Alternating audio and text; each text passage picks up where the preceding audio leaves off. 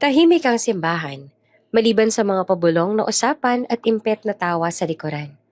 Sa bawat hakbang ni Samya papalapit sa altar, ramdam niya ang bigat ng mga matang nakamasid, tila puno ng panghuhusga at awa. Desperada raw. May narinig siyang sabi ng isa. Hindi nga kilala kung sino yung lalaki. Sagot ng isa pa, kasabay ng mahinang tawa. Sa gilid ng aisle, halos pamilipit sa tuwa ang dalawang stepsisters niya na sina Lynette at Bea. Parehong nakangisi na para bang nanalo sa laban na hindi naman kanila. Ngunit tuloy lang si Samya. Tuwid ang likod, mahigpit ang hawak sa bulaklak. Wala naman akong choice. Bulong niya sa sarili. Ito lang kapalit ng lahat. Hanggang sa marating niya ang altar. Doon, sa harap ng lahat, ay nakaupo sa wheelchair ang lalaking mapapangasawa niya. Tahimik, walang emosyon, nakayuko. 10 segundo, 20, hanggang sa bigla itong gumalaw. At bago pa man makapaniwalang kahit sino, marahang tumayo ang lalaki mula sa wheelchair. Matikas, buo, at may tinging nagpatigil sa buong simbahan. Nahulog ang panga ng lahat. Lalong nanlaki mga mata ng dalawang stepsister si Samya. Dahil sa unang pagkakataon, nasilayan nila ang gwapo, malamig ang titig, at nakakaintimidang bilyonaryong groom. Ang lalaking akala nila ay paralisado.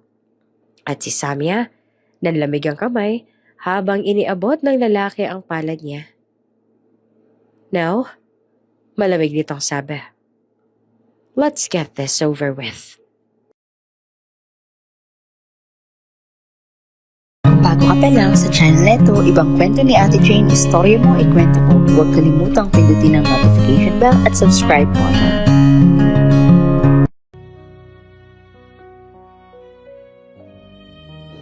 Mainit ang sikat ng araw nang tumakbo si Sammy Ruiz. 12 taong gulang sa buhangina ng Ruiz Seaside Resort. Hawak niya ang maliit na balde at pala. At habang tinatamaan ng araw ang kanyang buhok, kumikislap iyon na parang gintong sinag. Tumatawa siya. Hinahabol ang mga alon na umaabot sa kanyang mga paa. Ma, tingnan mo! Ginawa kong kastilyo! Sigaw niya habang kumakaway. Mula sa lilim ng isang malaking payong, nakaupo ang kanyang ina na si Sylvie. Nakasuot ng puting bestida at sombrerong malapad. Ngumiti ito. Hinayaan ng hangin na paglaruan ng mahabang buhok. Katabi niya si Dennis, ang asawa niya nakaputing polo at may hawak na kape. Nakangiting pinagmamasdan ang anak. Ang ganda ng pagkakagawa niya, sabi ni Sylvie. May talento sa detalye, parang ikaw noong bata ka pa. Napatawa naman si Dennis. Ako? Kung ako yan, simple lang. Kastilyo na may 3 tore. Si Samya may tulay pa. May bintana, may pinto pa. Naglakad si Sylvie papunta sa anak at yumuko. Anak, ang galing mo naman. Para kang arkitekto. Ngumiti si Samya. Nanginginig ang mga mata. Gusto ko nga maging arkitekto paglaki ko, ma. Gusto ko magtayo ng hotel na puro glass windows. Para makita mo yung dagat kahit nasa loob ka. Magagawa mo yan, sabi pa ni Dennis habang papalapit. Inilapat ang kamay sa ulo ng anak. Basta, pagbutihan mo sa pag-aaral, ha? Opo, pa. Hinila ni Samya ang kamay ng ama. Tara po, tulungan ko na po kayo magtayo pa ng tore.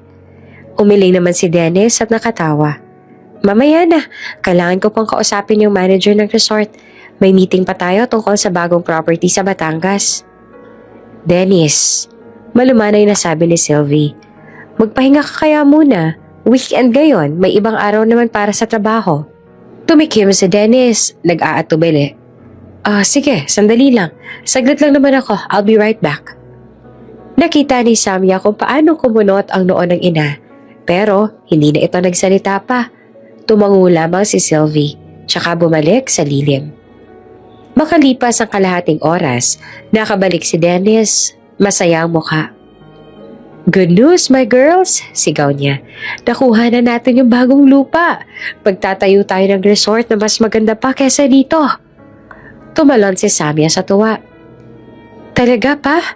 Pwede ako mag-design? Siyempre, Pero ngayon, magpahinga muna tayo. Tara, ice cream break! Tumawa si Sylvie, sabay kurot sa braso ng asawa. Ay nako, ikaw talaga. Wala ka nang ibang iniisip kundi negosyo.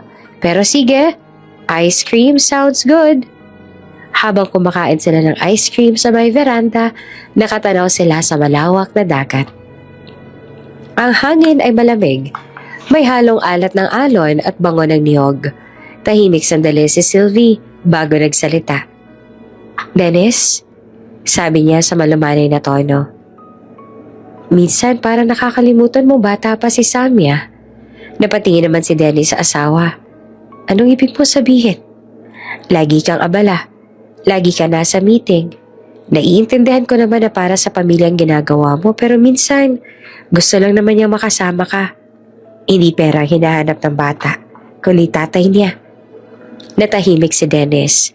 Tumingin siya kay Samia na abala sa pagdila ng natutunaw na ice cream. Umabot pa nga sa ilong. Napangiti siya at natawa. Mukhang ako ang dapat turuan nito ng pahinga. Exactly, sabi ni Sylvie. Nakangiti na rin. Baka sa sobrang pagod mo sa negosyo, hindi mo na namamalaya na lumalaki na siyang di ka kasama. Bumabawi naman ako, di ba? Sagot ni Dennis, bahagyang nag-aalangan. Ginagawa ko ang lahat para sa kanya. Alam ko, Dennis, mahinahang tugon ni Sylvie. Pero tandaan mo, darating ang araw na baka gusto mo nang bumawi pero huli na. Sandaling katahimikan. Tanging hampas ng alon ang narinig nila. Kinabukasan nagising si Samia sa amoy ng pancake sa tinig ng ina na kumakanta sa kusina. Bumangon siya, sumilip mula sa hagdanan. Nakita niyang magkasamang nagluluto sina Sylvie at Dennis. Si Dennis nagtatangkang mag-flip ng pancake pero tumalsik iyan sa sahig. Natawa si Samia ng malakas. Pa, mali ata yung pag-flip mo. Lumingon si Dennis at tumawa rin. Aba, gising na palang prinsesa. Bumaba si Samia at niyakap ang ina. Good morning, ma. Ang bango naman ng breakfast. Good morning din, sweetheart. Sagot naman ni Sylvie. Special breakfast daw, sabi ng papa mo. Para sa'yo, dagdag ni Dennis. Kasi gusto kong bumawi. No more meetings today. Pupunta tayo sa City Mall. Mag-shopping tayo. Anything you want. Lumaki ang mga mata ni Samia. Talaga pa? Kahit yung bagong sketchbook na may leather cover? Aba, kahit 10 pa niyan. Yay! Love you pa! Love you too, anak. Tumingin naman si Sylvie sa kanila. Ngumiti, pero may bakas ang pag-aalala sa mata niya. Dennis, sigurado ka bang kaya mo?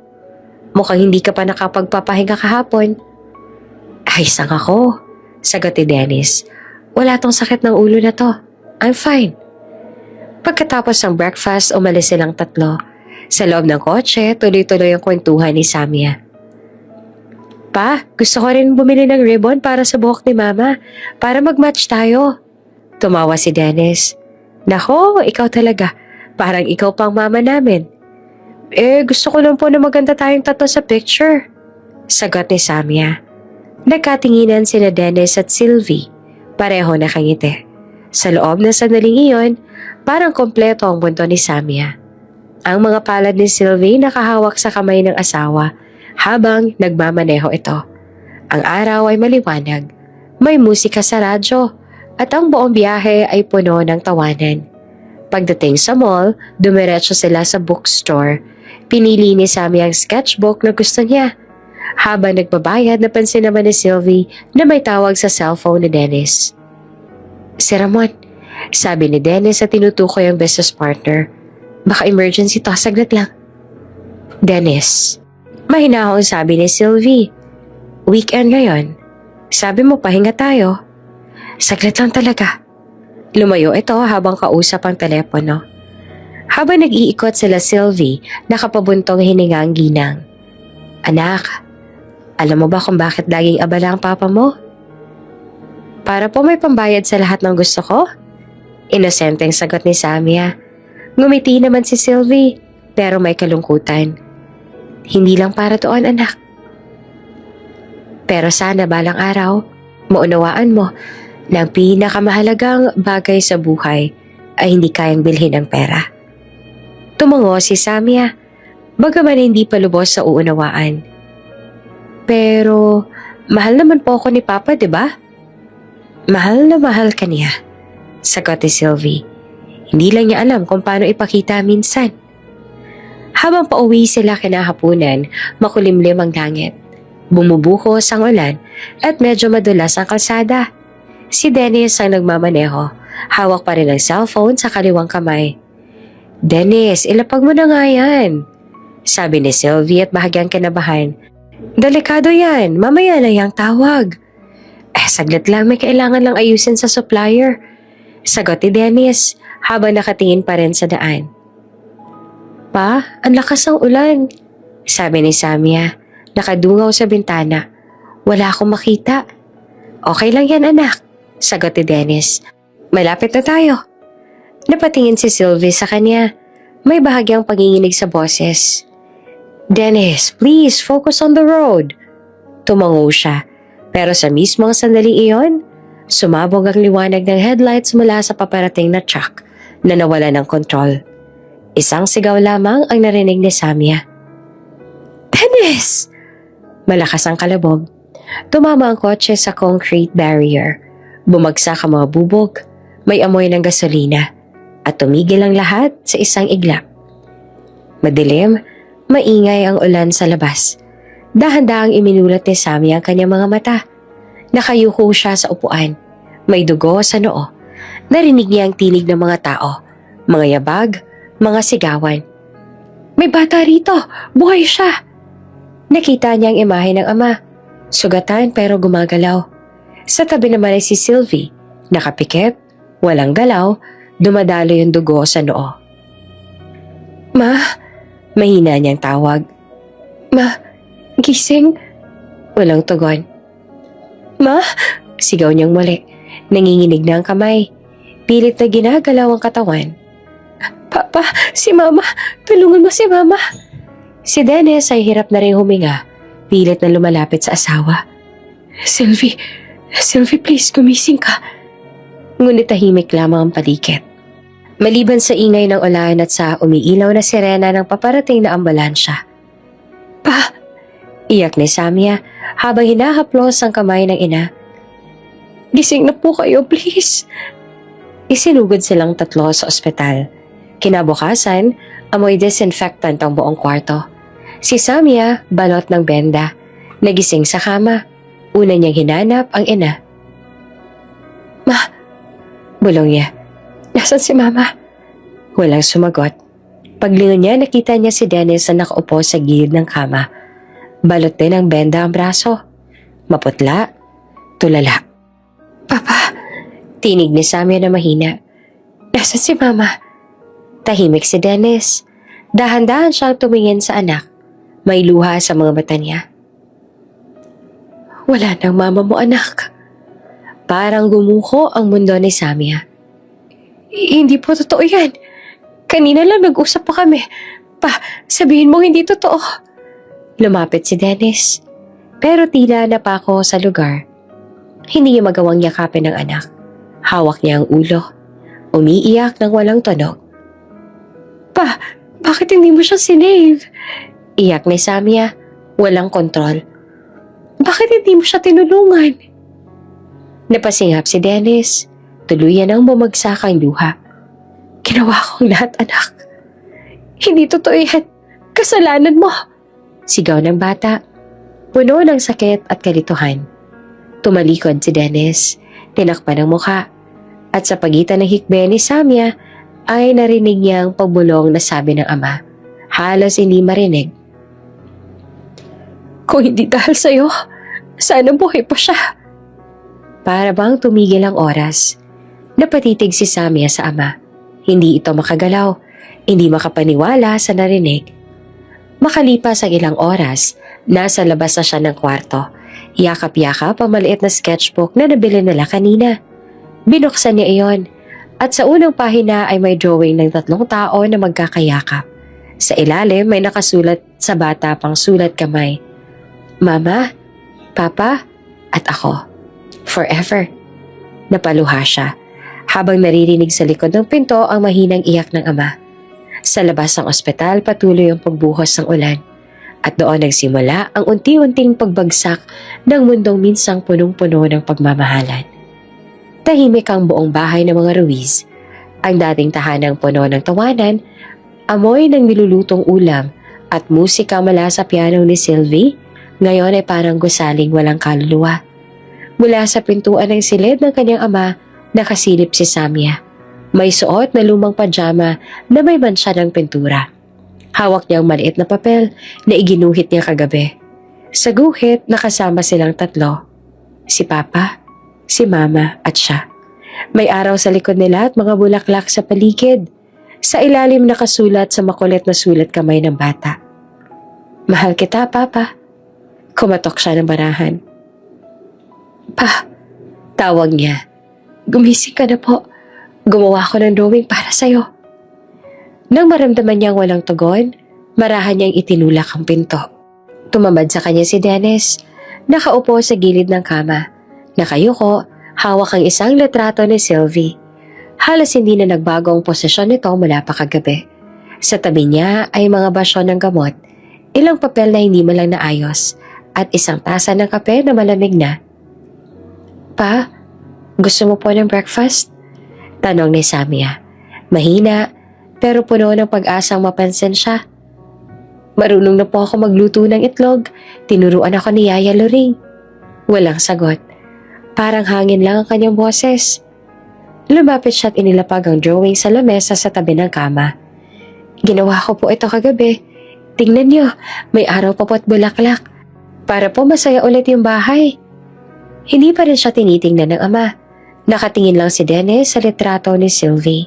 Dahan-dahan, lumapit si Sammy at humawak sa braso nito. Pa, miss ko na si Mama. Pero andito naman po ako. Pwede po tayong mag-usap. Pwede po tayong mag-drawing ulit gaya ng dati. Sa unang pagkakataon, tiningnan siya ni Dennis. Ngunit ang tingin iyon ay mabigat. Parang may pader sa pagitan nila. Samia, sabi niya sa malamig na tinig. Umalis ka muna. Gusto ko mapag-isa. Napayuko si Samia. Opo pa. Lumabas siya ng silid, bitbit ang lungkot na parang mabigat na bato sa dibdib. Pagkalipas ng ilang araw, ganoon pa rin ang takbo ng bawat umaga. Si Samia gigising, magluluto ng simpleng almusal, maghihintay sa mesa, maghahatid ng pagkain sa kwarto ng ama. Si Dennis ay tahimik lang, hindi malang tumitingin. Isang araw nagluto siya ng sinigang. Paborito iyon ni Dennis. Pinaghirapan niya. Nagpa-assist pa kay Yaya Loring. Yaya, sigurado magugustuhan ito ni Papa. Ganito kasi yung niluluto ni Mama, di ba? Tumango naman si Yaya Loring, pero may lungkot sa mukha. Oo anak, pero baka hindi pa handa ang Papa mo. Malalim pa ang lungkot niya. Pero kailangan niyang kumain. Baka sakaling gumaling ang pakiramdam niya pag natikman niya to. Kinuha ni Sammy ang tray. Dahan-dahang umakyat sa kwarto ng ama at kumatok. Pa, ako po ito. Niluto ko po ang sinigang, favorite niyo po. Binuksan niya ng marahan ng pinto.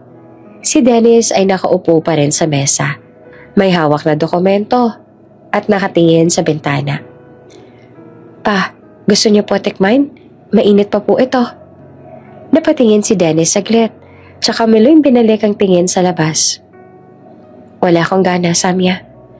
Pa, kahit konti lang po. Niluto ko po ito buong umaga para lang sa inyo. Ngunit hindi siya sumagot. Tumayo si Dennis at lumapit sa cabinet. Kunwari may inaayos. Ang bata ay nakatayo lamang. Hawak ang tray, pilit na pinipigil ang pag-iyak. Pa? Samia? Mahina ngunit matalim na tinig. Sinabi kong wala akong gana. Umalis ka na. Tumango si Samia, marahang lumabas na lang tray. Sa hagdan, bumigay ang mga luha niya. Lumipas ang mga linggo, sa labas ng bahay patuloy ang ulan. Sa loob ay patuloy din ang lamig. Habang nagpipinta sa lumang kwaderno, nagpasya si Samia na gumawa ng portrait ng mama niya. Nilagyan niya ng bulaklak sa buhok at ng malaking ngiti. Nang matapos ay dinala niya ito sa sala at inilagay sa ibabaw ng piano, katabi ng litrato ng mag-asawa. Pagkakita ni Dennis, kinabukasan napahinto siya. Lumapit, tiningnan ng drawing. Sandali siya napatitig. Pero imbes na ngumiti siya, napapikit siya. At dahan-dahan itong kinuha mula sa ibabaw ng piano. Pa, gusto ko lang naman alalahanin si Mama, sabi ni Samia na nagmamadaling lumapit. Para hindi po siya mawala sa atin. Hindi mo kailang ipaalala sa akin ang asawa ko, Samia. Malamig na tugon ni Dennis. Araw-araw ko siyang naaalala. Gustong sabihin ni Samia na iyon nga ang dahilan kung bakit niya ginawa iyon.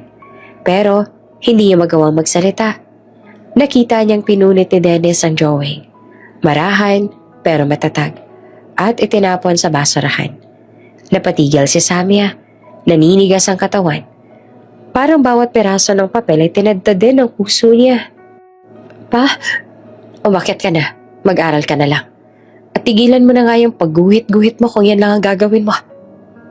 Tumalikod siya at mabilis na umakyat. Sa kwarto ay tahimik siyang umupo sa sahig. Pinulot ang mga tirang peraso ng papel na hindi tuluyang nalaglag sa basurahan. Pinagdikit niya iyon gamit ang tape. Sa gitna ng punit-punit na papel, bahagyang buo pa rin ang ngiti ng kanyang ina. Kinagabihan, nagising si Samia sa mahinang iyak. Dinig iyon mula sa kwarto ng ama. Hindi niya alam kung anong oras na, pero bumangon siya. Lumapit sa pinto at dahan-dahang sumilip. Si Dennis ay nakaupo sa sahig. Hawak ang larawan ni Sylvie. Umiiyak ng walang tunog. Kung hindi dahil sa kanya, mahinang sabi nito na halos mabulong. Kung hindi ko siya pinilit sa mama, hindi sana siya nasaktan. Hindi sana siya namatay. Tumigil siya sandali. At sa mas mababang boses, narinig ni Sammy ang susunod na salita. Kung hindi dahil sa anak natin. Parang sumabog ang dibdib ni Sammy sa sakit. Napaatras siya. Napasandal sa pader. Hawak ang dibdib at doon siya tahimik na umiyak. Hindi niya alam kung paano niya tatanggapin ang ganoong salita. Bata pa siya, pero malinaw sa kanya ang kahulugan noon. Sa isip niya, totoo ang narinig niya. Siya nga ang dahilan. Siya ang malas. Kinabukasan hindi na siya bumaba para kumain. Pinilit ni Yaya Luring na mag-almusal siya, pero umiling lang siya. Hindi ako gutom, Yaya. Anak, kailangan mong kumain. Magagalit ang papa mo pag nalaman niya. Napangiti si Samia na mapait. Hindi na siya magagalit, ya. Hindi naman na niya ako tinitingnan. Niyakap siya ni Luring. Anak, huwag mong isipin na galit siya sa'yo. Nalulungkot lang siya. Pero sinabi niya kagabi, Yaya. Mahina niyang sabi. Pilit na pinipigil ang luha. Narinig ko siya. Sinabi niya kung hindi dahil sa anak niya, hindi mamamatay si Mama. Ako yun, Yaya. Ako. Napahinto naman si Luring. Hindi alam ang isasagot. Hinaplos niya ang buhok ni Samia. Hindi totoo yan, anak. Minsan kapag sobrang sakit ng puso ng tao, nasasabi niya mga bagay na hindi naman niya ibig sabihin. Pero bakit parang totoo, Yaya?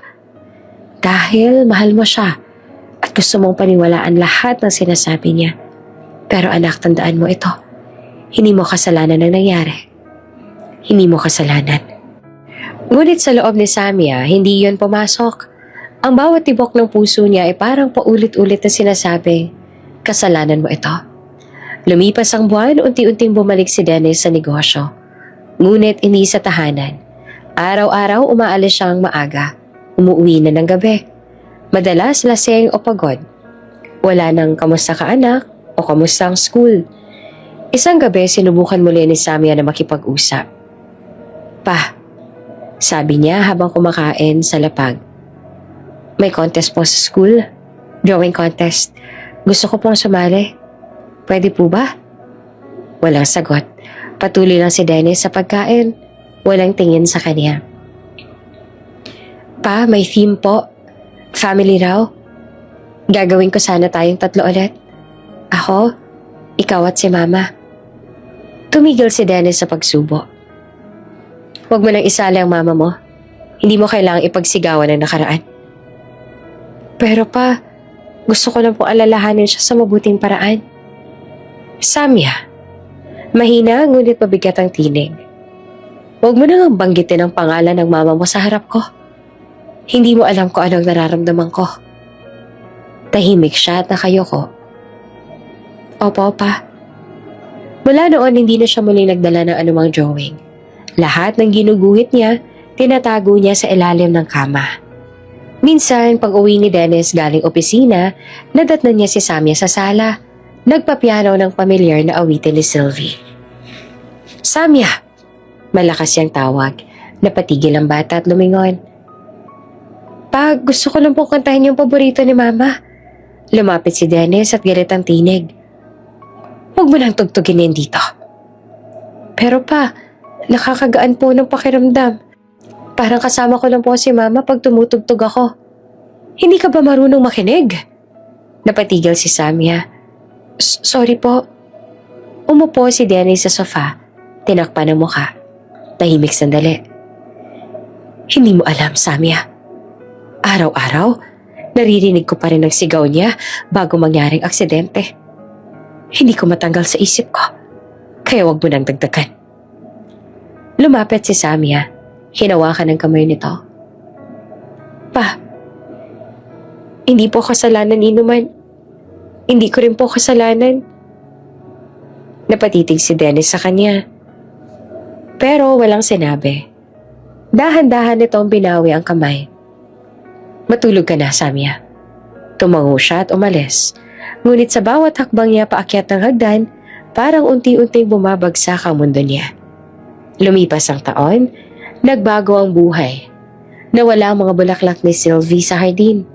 Nawala ang mga tawa sa mesa. Si Dennis ay naging anino ng dati niyang sarili. At si Samya, naging katahimikan ng bawat silid. Sa school, tahimik siya. Hindi na siya sumasali sa mga group projects. Madalas ay nakaupo lamang sa gilid, nagdo-drawing. Ang mga kaklase niya ay nag-uusap, nagtatawanan, pero siya ay parang nasa ibang mundo. Isang araw tinanong siya ng guro, Samya, bakit puro malulungkot ang ginuguhit mo? Ngumiti siya ng pilit, kasi po minsan, mas madaling iguhit ang lungkot kaysa sabihin. Pag uwi niya, dinala niya ang sketchbook sa kwarto. Binuksan niya iyon. Tiningnan ang mga guhit. Bahay na madilim, ama na nakatalikod, at batang nakaupo sa tabi ng bintana. Hinaplos niya ang pahina at marahang pumatak ang luha sa papel. Minsang nagkasakit siya, tumirik ang lagnat. Isang linggo siyang hindi nakapasok sa school. Walang dumalaw sa kanya maliban kay Yaya Loring. Yaya, nasan si Papa? Mahina niyang tanong. Nasa office anak, may meeting daw. Hindi ba niya alam na may sakit ako? Alam niya. Pero sabi niya kailangan niya daw tapusin ang trabaho. Tumalikod si Samya. Umiiyak sa unan. Sige po, Yaya. Sabihin niya sa kanya ayos lang ako. Ngunit sa loob ng kanyang isip, ang totoo, hindi siya ayos. Wala na siyang ina. Wala na rin siyang ama. Kahit buhay pa ito. Pagkalipas sa ilang taon, unti-unti nang nasanay si Samya sa katahimikan. Sa bawat pagising niya, alam niyang wala siyang maririnig na, "Good morning, anak." At sa bawat gabi bago siya matulog, tinititigan niya ang luma at punit na drawing na pinagtagpi niya noon. Kahit durog na, iyon pa rin ang simbolo ng pamilyang minsan ay buo. Sa isip niya, boses ng amang paulit-ulit na naririnig. Kung hindi dahil sa kanya. At doon na tuluyang nabuo sa puso ni Samya ang paniniwalang hindi siya dapat magmahal ng sobra dahil lahat ng minamahal niya, nawawala. 4 na taon ang lumipas mula nang mawala si Sylvie. Si Samya ay 16 na taong gulang na ngayon. Dalaga na, ngunit tahimik pa rin. Parang lumaki sa lilim ng sariling tahanan. Madalas siyang makita sa likod ng lumang bahay. Nakaupo sa ilalim ng punong mangga, hawak ang sketchpad at lapis. Sa bawat guhit ng lapis, naroon ang mga alaala ng ina. Sa bawat pahina, may lungkot na hindi maipinta ng kulay. Sa unang araw ng tag-init, habang abala siya sa pagsisketch, narinig niya yung tinatawag siya ni Yaya Loring mula sa loob. Samya, bumaba ka nga muna anak, may gusto ang papa mong sabihin. Itinabi ni Samya ang lapis at sketchpad. Tumayo at marahang pumasok sa bahay. Pagpasok pa lang niya sa sala, ramdam niya na ang kakaibang tensyon. Nakita niyang maayos na maayos ang paligid. May mga bulaklak sa vase at amoy ng bagong lutong pagkain sa kusina. Sa gitna ng sala, nakatayo si Dennis. Suot ang polo na matagal niya nang hindi nakikita. Katabi niya ang isang babaeng hindi pamilyar kay Samia. Maputi ito, maganda, maayos ang buhok, at may ngiting tila si nanay sa mga pagtitipon. "Anak," sabi ni Dennis na may pilit ng ngiti. "May gusto nga pala akong ipakilala sa iyo." Lumapit si Samia. Nagulat sa malamlam na tono ng ama. Siya si Portia Villaseran. Wika nito, ang magiging fiancé ko. Parang huminto ang oras sa sandaling iyon. Hindi agad nakapagsalita si Samia. Napatingin siya sa babae na ngumiti ng malumanay. "Hello, Samia?" Bati ni Portia na mahinahon ng tinig. "Naririnig ko palaging tungkol sa'yo. Ang ganda-ganda mong bata." Hindi naman nakasagot si Samia. Tumango lang siya at pinilit na ngumiti. "May dalawa akong anak," dagdag pa ni Portia sabay tawag sa likod ng pinto. "Lynette? Bea? Hali kayo." Lumabas ang dalawang batang babae. Si Lynette ay 14 na taong gulang. Payat, maayos manamit at may ngiting magiliw, ngunit may bilis ng mata na parang laging mapanuri. Si Bea naman, 12. Kasing edad ni Samia nung mamatay ang ina. Masiyahin, palangiti, ngunit may halong pagyayabang sa kilos. "Hi po, Ate Samia," sabay sabi ng dalawa. "Hi," mahina naman niyang sagot. Si Dennis ay ngumiti at halatang masaya. "Magiging isang pamilya na tayo. Gusto ko magkasundo kayong lahat." "Of course," sabi ni Portia, sabay hawak sa braso ni Dennis. "Gagawin ko ang lahat para maging buo ulit ang pamilya mo, Dennis." Tumango lamang si Samia, pero sa loob niya may kakaibang pakiramdam. Parang biglang naging masikip ang bahay. Makalipas ang ilang linggo ay nagsimula ng madalas na pumunta si Portia at ang mga anak nito sa bahay. Noong una, parang masaya. Lagi silang nagdadala ng pagkain, mga bagong kortina at kung ano-anong dekorasyon. "Samia, gusto mo bang tulungan ako sa pag-aayos ng bulaklak sa mesa?" tanong ni Portia minsan. Sige po," sagot naman ni Samia sabay kuha ng vase. Ngunit habang inaayos nila iyon, napansin niya kung paano pinagmamasdan siya ni Portia sa bawat galaw. "Alam mo, ang ganda mo," sabi ni Portia na may malambing na tono. "Maganda ka sa edad mong yan. Siguro pag tumanda ka pa ng kaunti, mas gaganda ka pa." "Salamat po." Ngunit si Portia ay may ngiting bahid ng pagsusukat. "Kaya lang anak, dapat marunong ka ring mag-ayos. Hindi puro drawing at tahimik lang. Lalayo ang mga tao sa'yo pag masyado kang seryoso." Ngumiti naman si Samia ng pilit. "Opo." "Good girl," wika ni Portia sabay tapik sa kamay niya. Sa mga sumunod na araw palaging ganon. Si Portia ay laging may mga mungkahe. Laging may ayos na gustong baguhin sa bahay. "Dennis," sabi niya minsan, "baka pwedeng ayusin natin ang layout ng sala? Mas maganda kung medyo modern, hindi masyadong luma." Luma na kasi ang mga design ni Sylvie. Napatingin si Samia sa ama. Umaasang tututo nito. Ngunit ngumiti lamang si Dennis. "Kung gusto mo, sige."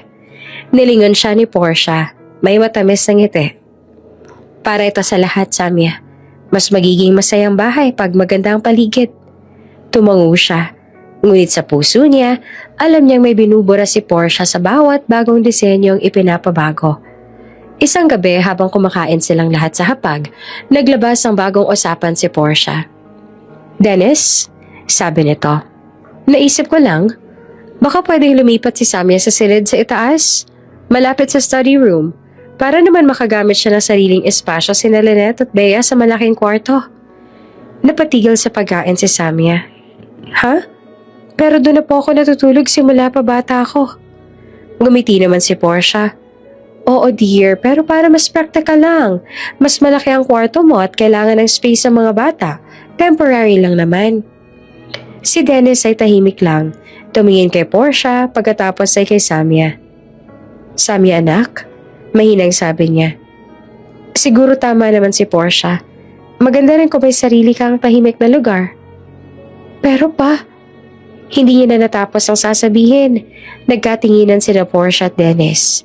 At doon niya napagtantong, wala siyang laban. Opo, mahina niya na lang nasagot. Sige po. Pagkalipas ng ilang araw, lumipat siya ng kwarto. Mula sa dating malawak na silid na may bintanang tanaw ang hardin ng kanyang ina, napunta siya sa maliit na kwarto sa itaas, malapit sa storage. Habang inilalagay niya ang mga gamit, pumasok si Bea. Bitbit ang cellphone. Ate Samia, ang ganda ng kwarto mo dati, parang kwarto ng princess. Ngayon, kami na ni Ate Lynette doon. Pero promise, aalagaan namin. Ngumiti si Samia. Sige, salamat. Tumawa pa si Bea pero may halong pang-aasar. Sana ako rin may drawing talent. Pero sabi ni Mama, mas maganda daw yung may marunong makipag-usap kesa sa laging nagkukulong sa kwarto. Napangiti siya ng tipid. Siguro nga. Anyway, sabi ni Bea bago lumabas, good luck sa bago mong room. Pagkaalis ng bata, napaupo si Samia sa kama. Tahimik. Dinig niya ang tawa ng magkapatid sa ibaba, habang siya naman ay nakatingin sa kisame. Makalipas ang ilang buwan, naging opisyal na mag-asawa sina Portia at Dennis. May maliit na pagtitipon sa bahay. Dumating ang mga business partners, ilang kamag-anak at ang mga anak ni Portia na nakaputi at kumikislap ang ngiti. Sa gitna ng pagtitipon, lumapit si Portia kay Samia. Anak, tumulong ka nga maglagay ng plato sa mesa. Opo, sabi naman ni Samia sabay kuha ng mga pinggan. Habang abala siya, lumapit si Lynette. Ate Samia, sabi ni Mama ikaw daw magpe-perform mamaya. Totoo ba yun? Ha? Hindi ko po alam. Tumawa si Lynette. Baka gusto ka lang yung ma-appreciate ng mga bisita para may silbi ka naman ngayong gabi. Ngumiti siya ng pilit. Oh, sige. Pagkatapos ng kainan, tinawag ni Portia ang atensyon ng lahat. Gusto ko lang ipakilala ang anak ni Dennis, si Samia. Napakahusay niyang magpiano. Sana marinig natin siya. Nagulat si Samia. Hindi siya inabisuhan. Pero lahat ng mata ay nakatingin sa kanya. Pa? Mahinang tanong niya. Ngumiti naman si Dennis. Sige na anak, para sa mama mo. Tumango siya at marahang naupo sa piano.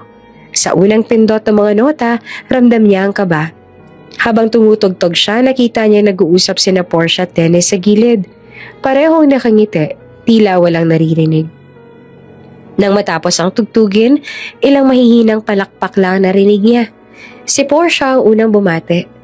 Ang galing, Samia. Medyo sintonado lang pero nakakatawa. Tumango siya, ngumiti at bumalik sa kanyang pwesto. Ngunit sa loob-loob niya, parang wala nang natitirang musika. Sa mga sumunod na linggo, lagi na lang abala si Dennis sa negosyo. Si Portia nang nag-aasikaso ng bahay. Dennis, iniisip ko lang, sabi ni Portia isang umaga. Bakit hindi mo muna bawasan ang trabaho mo at mag-focus sa pamilya? Hindi mo napapansin, kailangan ka ng mga bata. Tama ka, sagot ni Dennis. Kailangan kong ayusin ang balanse. Masyado ako naging busy. Gusto ko lang na magiging stable ang pamilya natin, sabi ni Portia, sabay halik sa pisngi nito. Mula sa hagdan, tahimik na nanonood si Samia.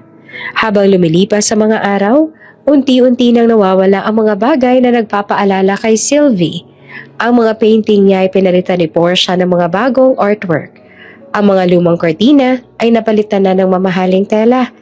Pati ang amoy ng bahay ay iba na.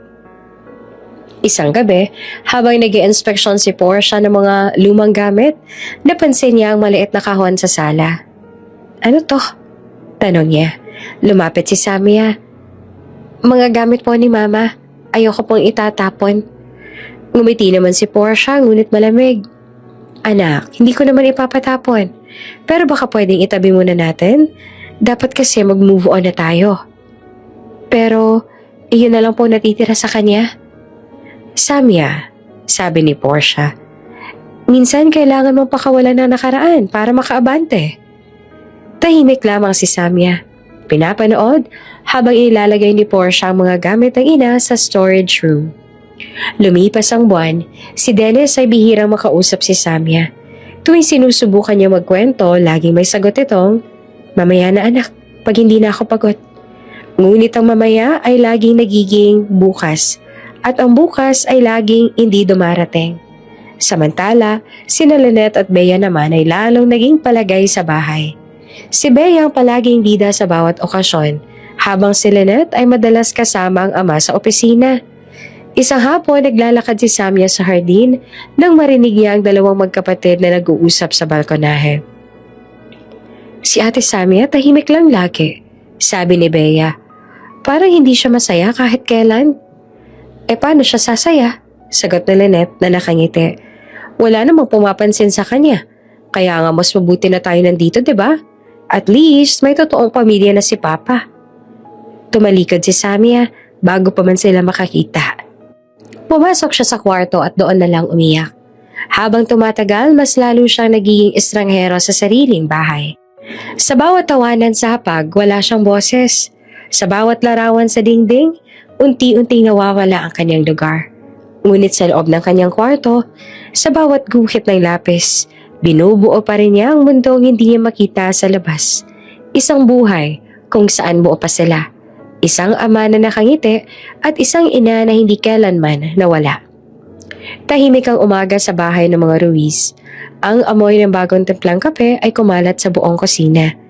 Ngunit ang katahimikan ay tila may bahid ng lamig. Sa mesa, nakaupo si Samia. Kumakain ng tinapay habang nakatungo. Sa kabilang dako, si Lynette at Bea ay nagtatawanan, abala sa cellphone. "Ang luma ng suot mo, Ate Samia," sabi ni Bea at hindi tumingin sa kanya.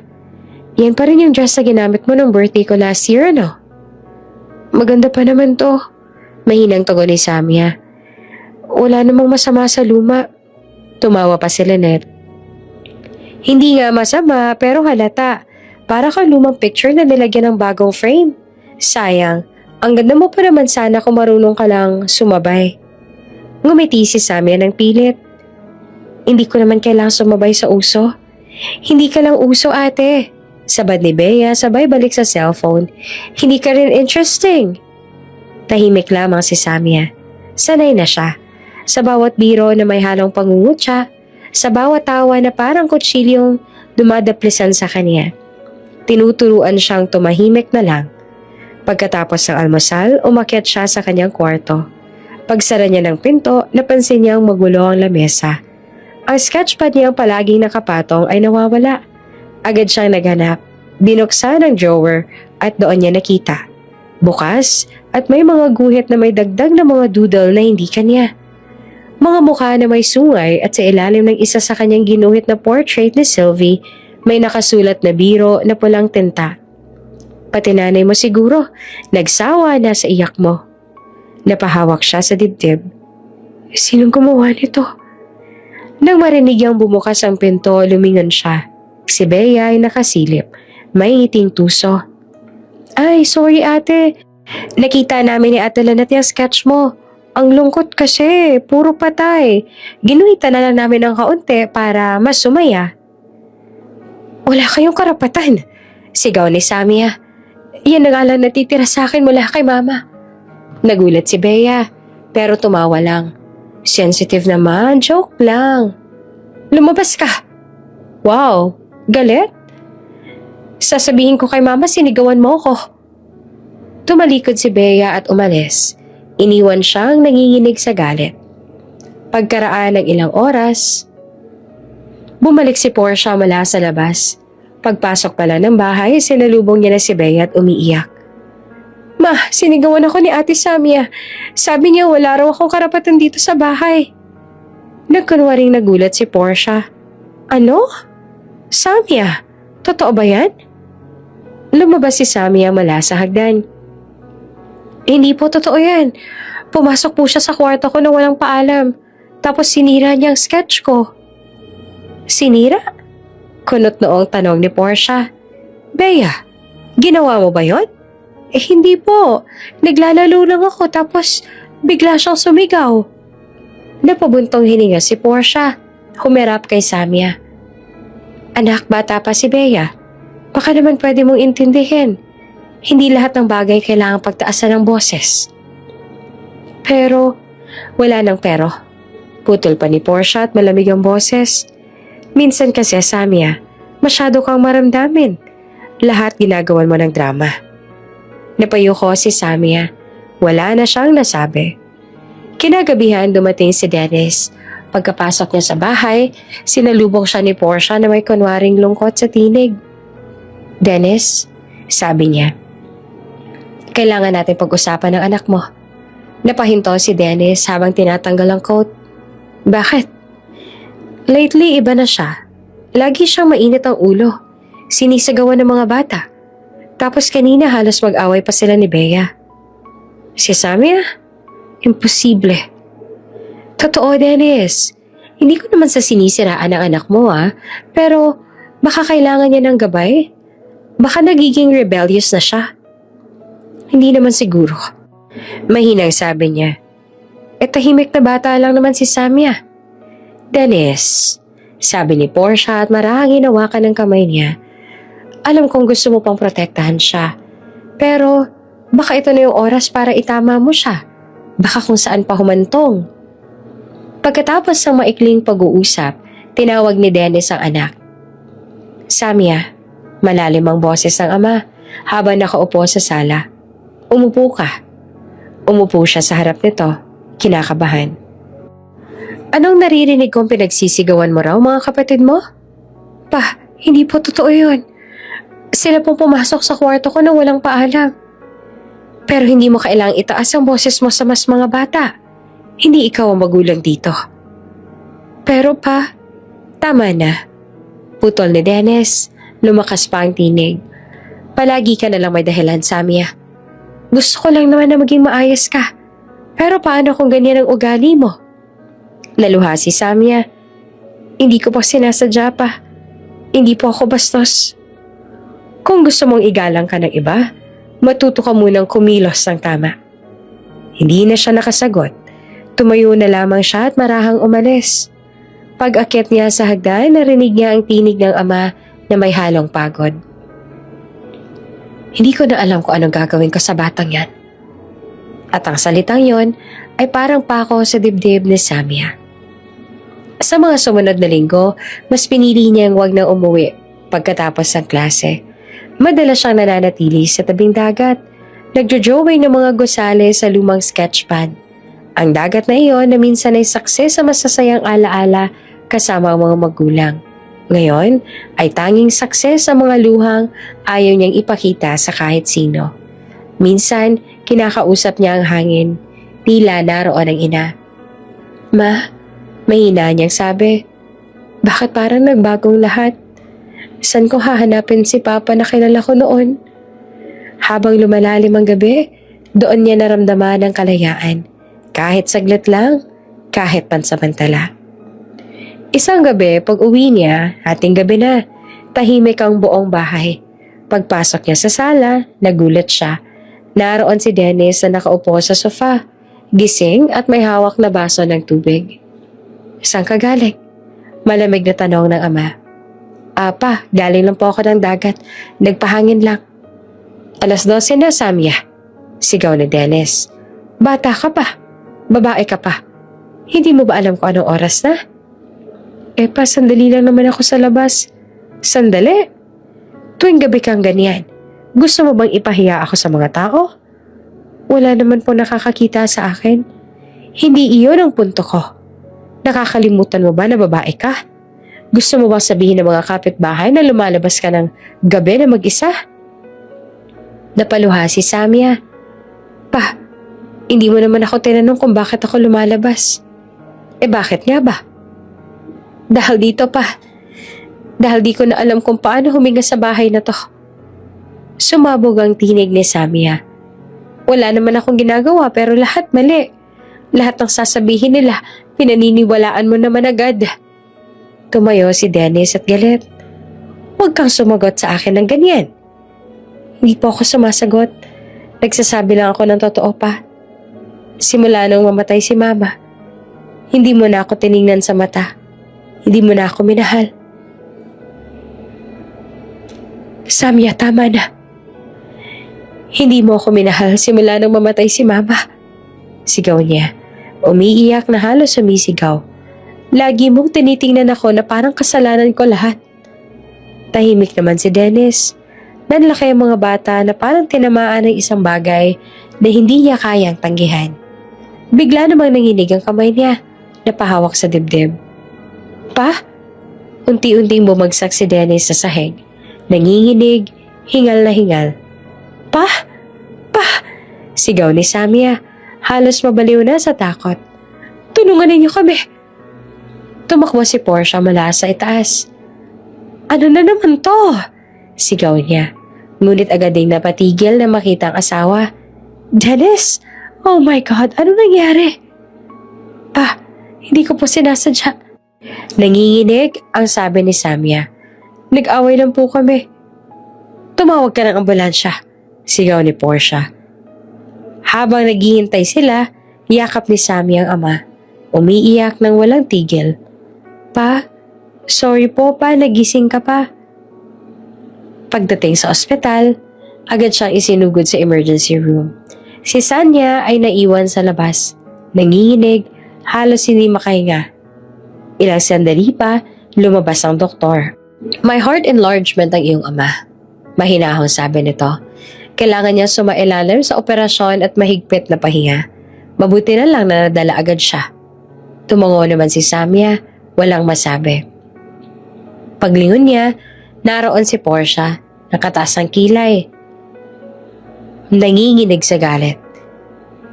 Tingnan mo ang ginawa mo, sabi nito na malamig at mabigat. Kung hindi mo siya sinigawan, hindi siya maaapektuhan ng ganito. Hindi ko po sinasadya. Hindi sinasadya. Tumaas ang tinig ni Portia. Ikaw ang papatay sa ama mo, Samya. Simula nang pumasok ka sa buhay niya, puro problema. Puro sakit ng ulo.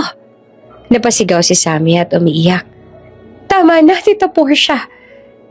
Hindi mo ba naririnig? Kung hindi dahil sa'yo, baka hindi ito nangyari. Lagi mong pinipilit ang sarili mong kawawa. Pero ikaw naman ang dahilan ng lahat. Tumalikod si Portia at pumasok sa silid ni Dennis. Iniwan siya nakaluhod sa pasilyo ng ospital. Tahimik, nanginginig, yakap-yakap ang sariling katawan. Makalipas ang ilang minuto, bumalik siya sa bench sa labas ng ospital. Sa kamay niya, hawak pa rin niya ang lumang rarawan ni Sylvie, ang tanging naiwan sa kanya. Tingnan mo, ma. Bulong niya habang pinahid ang luha. Nawala ka. Pati si Papa. Kahit buhay, parang wala pa rin.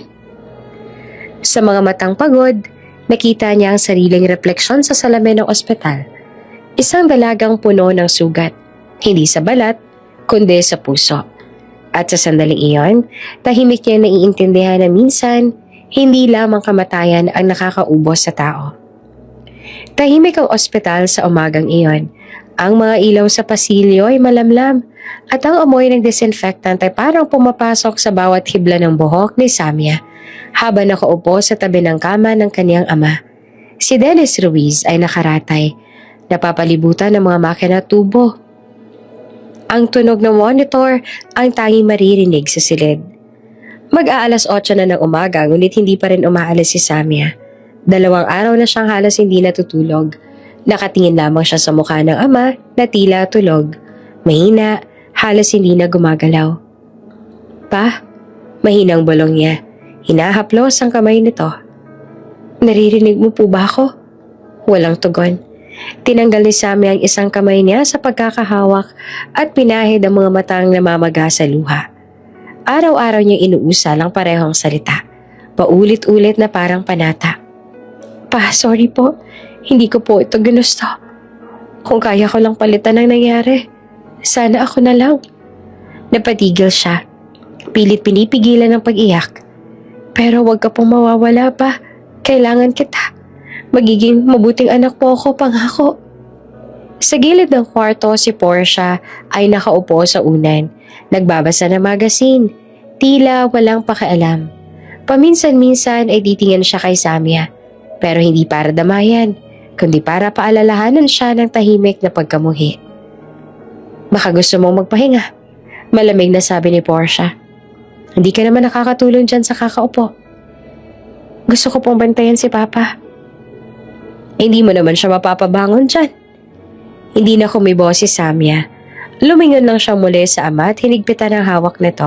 Sa isip niya, sinasabi niya ang mga salitang hindi niya masabi ng malakas. Pa, sana mapatawad mo na ako. Lumipas ang mga araw, dumaan ang operasyon. Sa tulong ng mga doktor, nakaligtas si Dennis. Ngunit hindi na siya katulad ng dati. Pagbalik nila sa bahay, si Dennis ay madalas na nakaupo sa veranda. Tahimik, nakatingin lang sa malayo. Halos hindi na siya nagsasalita. Si Samya naman, palaging nasa tabi niya. Nag-aabot ng tubig, nagluluto ng sopas, at nagbabasa ng paborito nitong dyaryo. Pa, gusto mo po ng juice? Tanong niya minsan, sabay abot ng baso. Tumungo lamang si Dennis. Masarap po yan, gawa ko. Nilagyan ko ng kaunting honey kasi sabi ni Mama, yun daw ang paborito mo. Tumingin sandali si Dennis sa kanya, tsaka muling ibinalik ang tingin sa labas. Salamat. Mahina nitong sabi. Ngumiti naman si Samya, bagaman may kirot sa puso. Iyon na ang pinakamatamis na narinig niya mula sa ama sa loob ng maraming taon. Araw-araw, ginagawa ni Samya ang lahat para iparamdam sa ama siya ay nagbago. Nililinis niya ang silid nito, tinutulungan sa gamot, at nag-aalay ng dasal bago matulog. Sa bawat pagpatak ng ulan sa labas, nagdarasal siya sa loob ng kanilang bahay. Panginoon, bulong niya minsan habang nakaluhod sa tabi ng kama ng ama. Pakiusap po. Huwag po muna siyang kunin sa akin. Bigyan mo pa ako ng pagkakataon na maitama ang lahat. Minsan habang nag-aayos siya ng una ng ama, biglang nagsalita ito. Samya, napalingon siya na halos mapatalon sa gulat. Pa, bakit ka umiiyak? Napahawak siya sa pisngi. Sakala niya napansin ang luhang tumutulo. Hindi ko po napansin. Masaya lang po ako kasi nagsalita ka na ulit. Ngumiti ng bahagya si Dennis. Huwag ka masyadong iiyak. Nandito pa naman ako. At sa unang pagkakataon, matapos ang napakaraming taon, natawa si Samya. Hindi malakas, pero totoo. Oo nga po, Pa. Ngunit kahit anong pag-aalaga ni Samya, halata ang pagod sa katawan ni Dennis. Lumipas sa mga linggo, unti-unti siyang nangayayat. Naging marupok ang balat at madalas na sumakit ang dibdib. Kapag gabi, naririnig ni Samya ang pag-ubo nito mula sa kabilang silid. Pa, okay ka lang po? Tanong niya minsan habang pumasok sa kwarto. Okay lang ako, Iha. Mahina nitong sagot. Matulog ka na. Gusto niyo po ba ng tubig? Hindi na. May masakit po ba sa inyo? Huwag ka na mag-alala, anak. Napangiti si Samya kahit masakit sa loob. Sana maging okay ka na po. Ngumiti rin si Dennis. Bahagya lang, parang pilit. Alam kong kaya mo na, anak. Kinabukasan, gumising si Samya ng maaga. Maaliwalas ang araw at may halong pag-asa sa simoy ng hangin. Naisip niyang ipagluto ang ama ng paborito nitong almusal na sinangag at pritong bangos. Habang inaayos niya sa tray, nakangiti siya. Magugustuhan ito ni Papa. Pagpasok niya sa silid, binuksan niya ang kortina. Pa, gising na. May niluto ako para sa'yo. Napahinto siya. Tahimik ang silid. Lumapit siya ng dahan-dahan. Dala ang tray at inilapag sa mesa. Pa? Hindi na gumalaw ang ama. Pa, gising na. Lumapit siya at inalog ng marahan ang balikat nito. Pa? Walang tugon. Pa! Sigaw niya na halos maputol ang boses. Pa, gumising ka naman, please. Umalingaw-ngaw sa buong bahay ang tinig ni Samya. Tumakbo si Portia mula sa ibaba, kasama sina Lynette at Bea. Ano na naman to? Sabi ni Portia at makita si Dennis na hindi humihinga, napahinto siya. Si Papa hindi na gumigising. Sigaw ni Samya. Yakap-yakap ang katawan ng ama. Lumapit si Portia at hinawakan ang puso ni Dennis. Pagkatapos ng ilang segundo, bumuntong hininga siya. Wala na siya. Tumigil ang mundo ni Samya. Ang mga sumunod na araw ay parang bangungot. Sa bawat paglipas ng oras, Pakiramdam niya ay unti-unti hinuhukay ang puso niya. Ang bahay ay puno ng mga tao, mga bisita, kamag-anak, dating kaibigan ni Dennis. Ngunit wala siyang marinig kundi ang tunog ng sarili niyang paghinga. Sa harap ng kabaong, nakatayo si Samia. Nakatitig sa mukha ng ama. Mapayapa ito at parang natutulog lang. Pa, mahinang sabi niya. Hindi mo malang ako hinintay. Sa likod niya ay naririnig ang bulungan ni Lynette at Bea. Ang drama niya, no? Sabi pa ni Bea. Akala mo siya lang nawalan. Kasi nga, siya lang naman daw ang anak. Tugon pa ni Lynette.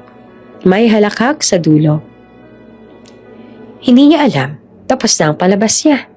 Sabat pa ni Portia at hindi inaasahang maririnig ni Samia. Lumingon si Samia, ngunit nang magtagpo ang kanilang mga mata, ngumiti lamang si Portia.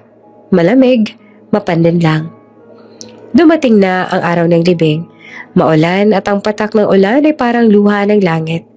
Habang sinasarang kabaong, napasigaw si Samia. Sandali lang! Pa, sandali lang! Samia, tama na. Sabi ni Portia, mahina pero matalim. Tapos na. Hindi pa ako handa. Wala na magagawa yung iyak mo. Wala na si Dennis. Tanggapin mo na. Bumuhos ang ulan ng mas malakas. Ang mga bisita ay nagsitakbo, nagsipagtakip ng payong. Si Samia ay naiwan sa tabi ng puntod, basang-basa, nakaluhod sa putik. Pa, bulong niya. Pangako ko, kahit anong mangyari, aalagaan ko ang lahat ng iniwan mo. Pero sa likod niya, si Portia ay nakatayo, may hawak na payong, at sa malamig na boses sinabi, simula ngayon, wala ka ng silbi rito. Kinabukasan, nagising si Samia sa silid na dati puno ng liwanag. Ngayon, madilim ang mga kortina ay nakasara. Ang mga larawan ng kanyang magulang ay nakatago na. Sa ibaba, narinig niya ang tawanan ni Lynette at Bea habang kumakain ng almusal. Ang mga tagubilin ni Portia sa mga tauhan ng bahay. Pumasok siya sa kusina, mahinang nagtanong. Tita Portia, pwede po bang ako muna magluto? Gusto ko lang po magbigay ng... Pinutol siya ni Portia. Wala na si Dennis, Samia. At kung ako sa'yo, huwag mo lang isipin ng mga bagay na hindi mo kayang baguhin. Naiintindihan ko po pero... Ano bang hindi mo maintindihan sa sinabi ko? Malamig na sabi ni Portia. Simula ngayon, ako nang may hawak ng lahat. Kung gusto mo manatili dito, matuto kang makinig. Dahil kung hindi, baka pati ang tirahan mo, mawala pa. Napatigil si Samia. Hindi siya makapaniwala na sa gitna ng kanyang pagdadalamhati, may ganitong lamig ang mga salitang naririnig niya. Hindi ko po gustong gawin ng kahit ano. Sabi niya na mahina. Ang gusto ko lang po, mapanatili ang alaala ni Papa. Ang alaala? Hindi yan nakakain, Samia. Sarkastikong sagot pa ni Portia. Kung talagang mahal mo ang ama mo, huwag mo nang dagdagan ang sakit ng ulo ko. Tumahimik ka lang, gawin mo ko anong ipapagawa ko. Tumango lamang si Samia. Hindi dahil sang-ayon siya, kundi dahil wala na siyang lakas para lumaban. Nang sumapit ang gabi, muling bumalik ang ulan. Sa veranda ay nakaupo si Samia, hawak ang lumang litrato ng pamilya. Si Dennis, si Sylvie, at siya, nakangiti. Pa, ma, bulong niya. Hindi ko alam kung saan ako magsisimula. Pero pangako, hindi ako mawawala. Sa loob ng bahay, sa itaas, naririnig niya ang tawa ni na Portia, Lynette at Bea. At doon niya napagtanto, ang tahanang minsang puno ng saya ay isa na ngayong kulungan ng kaniyang kalungkutan. Ang araw ng pagtatapos ay isa sanang araw ng tagumpay. Ngunit para kay Samia, ito ay araw ng pinakamalalim na lungkot.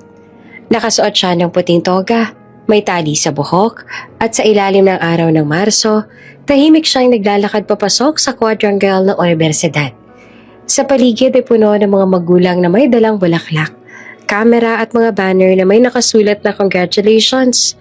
Ang bawat tawanan at yakapan ay parang matalim na tunog sa kanyang tenga, paalala ng kakulangang hindi niya kayang punan. Hawak niya ang maliit na bouquet ng bulaklak na binili niya para sa sarili. Habang nakaupo sa hanay ng mga magtatapos, pinagmamasdan niya ang entablado. Samia Ruiz, sigaw ng Dean. Tumayo siya, maayos ang tindig. Tahimik na naglakad sa gitna ng maingay na palakpakan ng ibang pamilya. Sa kanyang mga mata, parang mabagal ang oras. Ang bawat akbang ay parang paglalakad sa hangin. Magaan sa labas, pero mabigat sa loob. Pag-akyat niya sa entablado, inabot niya ang diploma. Ngumiti ang Dean. "Congratulations, Miss Ruiz." Ngumiti siya pabalik.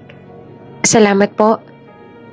Ngunit sa loob niya ay humingi siya ng yakap, ng tinig na tatawag sa kanyang anak, ng kamay na mag-aabot ng bulaklak, subalit wala. Pagbaba niya sa entablado, tumingin siya sa bakanteng upuan na inihanda sana para sa pamilya. Wala si Portia, wala si Lynette, wala si Bea, at wala na ring ama niyang nangakong manonood sa kanya balang araw. Pag-uwi niya sa mansyon, pitpit ang diploma, sinulubong siya ng malamig na boses ni Portia. "Oh, andyan ka na pala. Tapos ang graduation mo?" "Opo," sagot ni Samia, mahinang ngiti sa labi. "Gusto ko po sanang ipakita to sa inyo." Ipinakita niya ang diploma, pero hindi man lang tinignan ni Portia. "Ilapag mo na lang dyan. May aasikasuhin lang kami ni Lynette." Akala ko po kasi..." Tumigil siya sandali. "Akala ko po manunood kayo." Napatingin si Portia at saka ngumisi na malamig. "Hindi naman namin kailangan ng papel para malaman kung saan ka matatapon, Samia." Tahimik lamang si Samia. Kinabukasan sa bangko, nagulat siya nang sabihin ng teller, "Ma'am, frozen po ang accountant niyo." "Ano? Frozen?" "Opo. May utos po mula sa kumpanya na i-hold muna ang lahat ng personal accounts under the name of the Ruiz family, pending estate settlement." "Pero, ako po ang anak ni Mr. Dennis Ruiz." "Opo, pero wala na po kayong access. Pati mga cards ninyo deactivated na rin." Napatigil siya. "Wala na akong pera?" "Pasensya na po talaga, ma'am." Lumabas siya ng bangko na parang lumulutang. Sa kamay niya, hawak pa rin ang lumang petaka. May ilang bills na natira. Sa isip niya, paulit-ulit na pumapasok ang mga salitang, "Wala ka ng access." Pag-uwi niya, sinalubong siya ni Bea sa hagdan. "Oh, ayan ang bagong pulube," sabi nito sabay hagikik. "Anong nakuha mo sa bangko? Wala ka ng pondo, no?" Hindi siya sumagot. Sumabat naman si Lynette mula sa sala. "Ate, kung gusto mo mag-apply, pwede naman. As kasambahay dito, at least may pagkain." Tumawa silang magkapatid. Si Portia naman dumating mula sa veranda. May hawak na tasa ng kape. "Tama na mga anak, hindi magandang ganyan."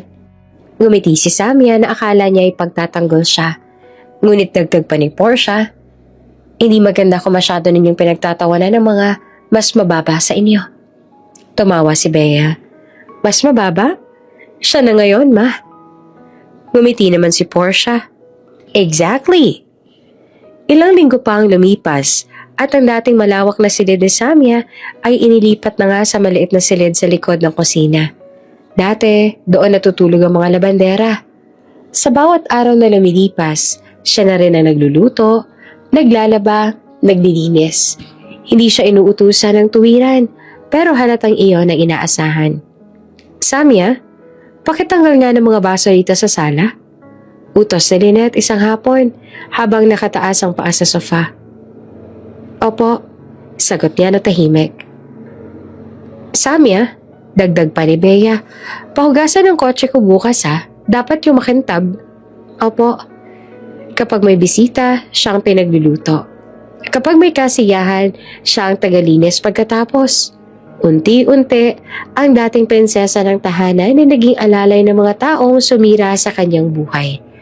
Isang gabi, may maliit na pagtitipon sa mansyon. Dumating ang mga kaibigan ni Lynette at Bea, puno ng tawanan, ng musika at ng mamahaling alak. Habang nag-aayos si Samia ng mga baso, may narinig siyang bulungan. "Siya ba yung half-sister ninyo?" tanong ng isa. "Oh, Sagot ni Lynette na humikik. Pero huwag kang magpapaniwala sa itsura ha. Mas maayos pa maglinis yung kasambahay namin. Tumawa ang grupo. Si Samia naman ay tahimik lang. Alam niyang wala siyang laban. Ngunit sa loob, kumukulo ang kanyang damdamin. Lumapit si Bea. May hawak na baso ng red wine. Ate, nakalimutan mong punasan tong mesa. Pasensya na, gagawin ko na. Ngunit bago pa siya makalapit, ibinuhos ni Bea ang laman ng baso sa kanya. Kulay pula ang tumapon sa wating blouse niya. Oops, sabi ni Bea. Ngumingisi. Sorry, di ko sinasadya. Tumawa ang mga bisita. Tumingin si Samia sa kanila. Nanginginig ang kamay. Sandali siyang natigilan, halos papaiyak. Pero pinili niyang tumalikod. Habang papalayo siya, narinig niya ang tawa ni Lynette. Sabi ko na sa inyo, mahina yan. Hindi marunong lumaban. Pagpasok niya sa maliit niyang silid, tumitig siya sa salamin. Ang pulang mansya sa kanyang damit ay parang dugong marka ng kahihiyan. Huminga siya ng malalim, pinunasan ng luha. Darating ang araw, bulong niya sa sarili. Makakaahon din ako. Kinabukasan, nagbago ang hangin sa bahay. Si Portia ay kabadong naglalakad. May hawak na folder habang kausap ang abogado. Paano nangyari to? Tanong niya. Akala ko maayos ang lahat ng accounts. Ma'am, sabi ng abogado. Malaki po ang utang ng kumpanya. Maraming proyekto si Mr. Dennis na hindi natapos. At malaki rin ang utang sa bangko. Kung walang karagdagang kapital, tuluyan na pong malulugi ang Ruiz Holdings. Napatingin si Portia kay Lynette. Anong ibig mo sabihin? Bankrupt tayo? Hindi pa naman po. Pero papunta na roon. Kung hindi tayo makakahanap ng investor o merger, mawawala lahat. Pati ang bahay na to. Tumayo si Portia at namutla. Hindi pwedeng mangyari yon. Ilang araw ang lumipas, pinatawag siya sa opisina ng board. Ang conference room ay malamig. Puno ng mga executive na dating kaibigan ni Dennis. Mrs. Ruiz, sabi ng chairman. May solusyon pa. Ngunit kailangan ninyong pumayag. Ano yan? Ang Velasco Group ay nag-aalok ng merger. Ngunit may kondisyon. Napakunot ang noo si Portia. Anong klase ng kondisyon? Hindi lang ito business merger, Mrs. Ruiz. Personal din. Kailangan ng kasunduan sa pagitan ng pamilya Velasco at Ruiz. Isang kasal. Kasal? Ulit ni Portia. Opo. Ang tagapagmana ng Velasco Group ay naghahanap ng bride. Si Mr. Jefferson Velasco. Narinig na ni Portia ang pangalan. Kilala niya ito. Isang sikat na pamilya. May hawak ng maraming kumpanya at resort. Ngunit may isa pang bulong sa mga negosyanteng kasama. Pero, hindi ba siya paralisado? Bulong ng isa. Na-aksidente raw noong isang taon. Tumitig si Portia. Anong ibig niyo sabihin? Rumor lang naman, Mrs. Ruiz, pero totoo raw, hindi na siya makalakad. Hindi ko ipapakasal ang mga anak ko sa baldado? Mariing sabi ni Portia. Tumayo siya sa upuan. Ngunit sumabat ang chairman. Wala kang ibang pagpipilian. Kung gusto mong mailigtas ang Ruiz Holdings, kailangang maganap ang kasunduan. At ayon sa kontrata, tanging legitimate daughter ni Dennis Ruiz ang maaaring ipakasal sa isang Velasco heir. Tahimik ang silid. Dahan-dahan, bumalik si Portia sa upuan. Ang mga mata niya ay kumikislap ng kakaibang kislap. Hindi ng takot, kundi ng pagkakalkula. Legitimate daughter, bulong niya at halos nakangiti. Ngumisi siya, malamig at mapanlinlang. Kung ganon, sabi niya sa wakas, gamitin na lang natin si Samia. Tahimik ang buong bahay nang tawagin ni Portia si Samia sa opisina ni Dennis. Ngayon ay opisina na rin niya. Sa mesa, nakalatag ang ilang papeles. May perma ng ibang mga board members at isang kontrata na may mga selyong hindi niya maintindihan. Nakaupo si Portia sa swivel chair. Nakangiti habang sina Lynette naman at Bea ay nakatayo sa gilid. Parang mga batang sabik sa palabas. "Umupo ka, Samya," sabi ni Portia sa kalmadong tinig na may halong utos. Umupo naman si Samya, hindi mapakali. "Ano po ito?" "Isang pagkakataon," sagot ni Portia sabay turo sa dokumento. "Isang paraan para iligtas ang pangalan ng tatay mo. Kung pipirmahan mo ito, mapapanatili mong buhay ang Ruiz Holdings." Napakunot ang noo ni Sanya. "Kontrata po ito ng kasal?" Ngumiti si Portia ng malamig. "Oo, magpapakasal ka sa tagapagmana ng Velasco Group, si Jefferson Velasco." Napalunok si Samya. "Narinig ko na po ang pangalan na iyon pero hindi ba paralisado?" Putol ni Lynette sabay tawa. "Oo, yun nga. Isa kang martyr, ate." "Hindi po ako pwedeng pumayag." Mahina ngunit mariing sabi ni Samya. "Hindi ko ho siya kilala." Tumaas ang kilay ni Portia. "Hindi mo naman kailangang makilala siya. Ang kailangan mo lang tandaan, siya lang ang makakapagligtas sa kumpanyang iniwan ng tatay mo." "Pero, hindi ba pwedeng sa ibang paraan?" Halos pabulong ang tinig niya. Tumayo si Portia. Naglakad papunta sa kanya at marahang inilagay ang kamay sa mesa. "Gusto mo bang tuluyang bumagsak ang pangalan ng tatay mo, Samya? Gusto mo bang sirain ang lahat ng pinaghirapan niya? Lahat ng iniwan niyang pangarap?" Nanginginig ang kamay ni Samya. "Hindi ko po gusto yun. Kung gano'n ay pumirma ka." Tahimik ang buong silid. Ramdam niya ang bigat ng mga matang nakatingin sa kanya. Tila bawat tiktak ng orasan ay isa ring pagtulak sa kanya sa walang kasiguraduhang kapalaran. "Pero hindi ko siya mahal," mahina niyang sabi. "Hindi ka rin naman niya mahal." Malamig na sagot ni Portia. "Hindi mo naman kailangan magmahal. Kailangan mo lang maging asawa." Pinikit ni Sammy ang mga mata. Naalala niya ang tinig ng ina. "Piliin mo lagi kung ano ang tama. Hindi ko anong madali." Ngunit ngayon ang tama ay malabo. Dahan-dahan kinuha niya ang ballpen at nilagdaan ang kontrata. Ang tunog ng ballpen sa papel ay parang lagitik ng kadena. Ilang araw bago ang kasal, halos araw-araw siyang sinusukat para sa gown. Habang abala ang mga mananais sa pag-aayos ng tela, tahimik lang siya nakaupo. "Ang ganda mo, ma'am," sabi ng isa. "Bagay sa inyong ivory." Ngumiti siya na mahina. "Salamat." Sa gilid ay naroon sina Lynette at Bea. Parehong nakangiti ng mapanlait.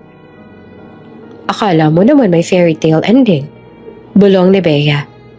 "Baldado nga yung mapapangasawa niya." "Tama," dagdag pa ni Lynette. "Pero at least mayaman. Baka sakaling matuto kang umiti habang tinutulak siya sa wheelchair." Tahimik lamang si Samya. Pinili niyang hindi marinig. Sa bawat gabi bago ang kasal, umiiyak siya sa kanyang maliit na kwarto. Wala siyang kausap, walang sandalan. Tanging larawan lang ng kanyang mga magulang ang kanyang pinagmumula ng lakas. "Papa," bulong niya, "ginagawa ko to para sa pangalan mo." Dumating ang araw ng kasal. "Ayaw talaga paawat ng mga Ruiz," sabi ng isa. "Kahit nalulugi na, may pakasal-kasal pa. Ang mapapangasawa pa raw paralisado. Kawawa naman yung babae," sagot ng isa. Sa loob ng kotse, nakaupo si Samya. Nakaputi, tahimik at malamig ang kamay. "Ready ka na?" tanong ng wedding coordinator. Ngumiti siya ng pilit.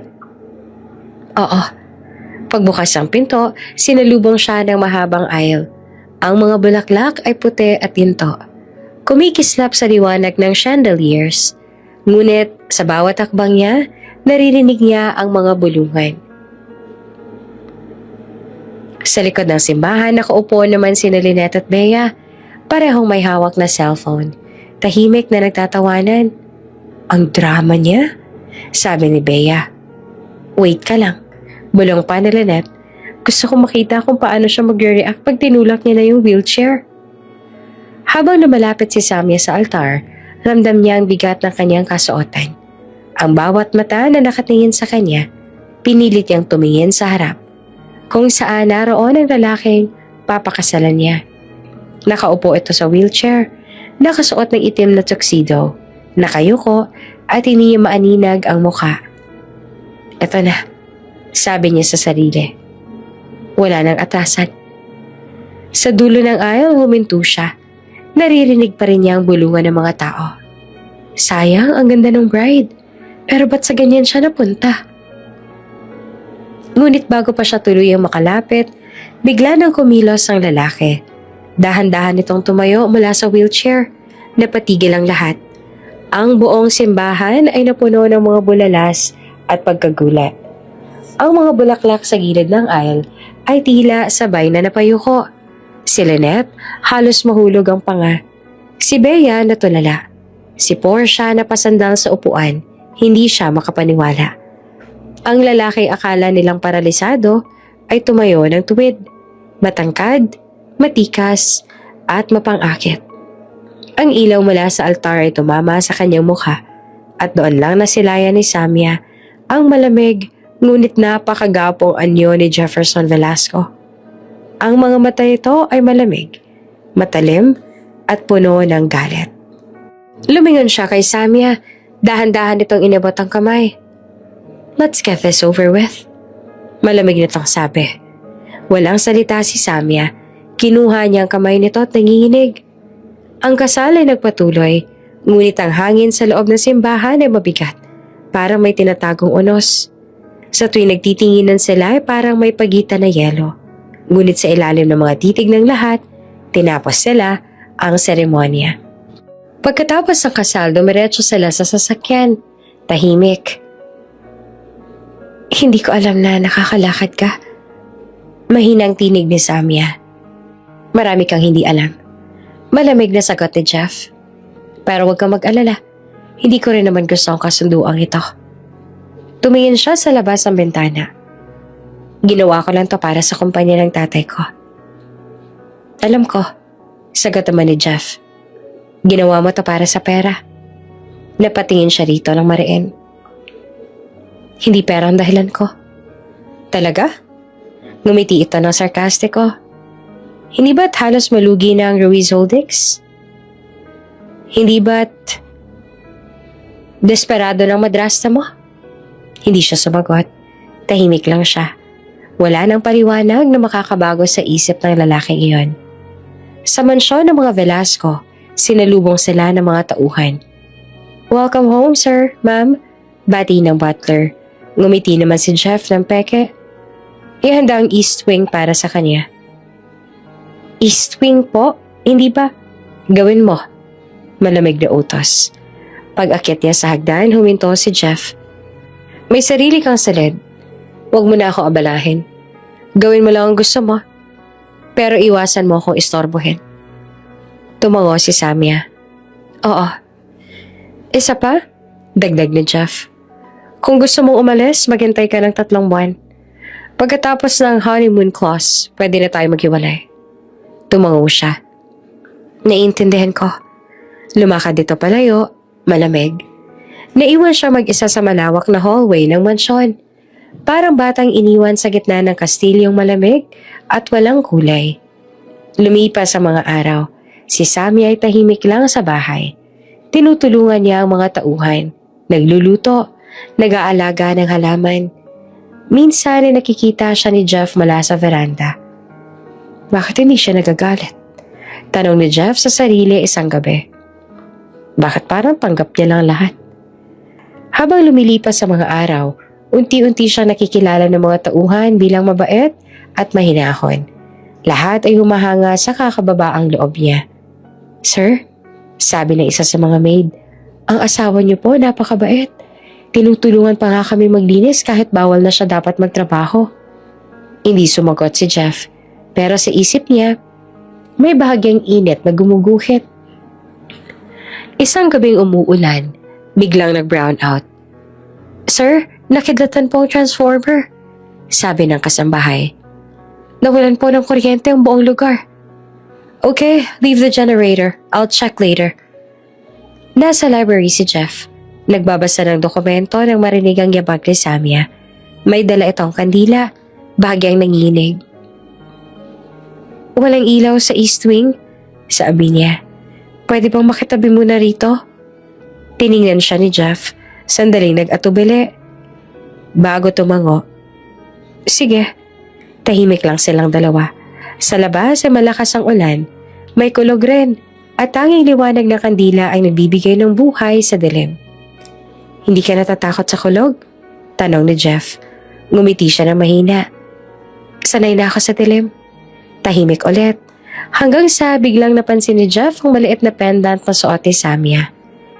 Isang kabibe na may ukit ng resort logo. Saan mo nakuha yan? Tanong niya.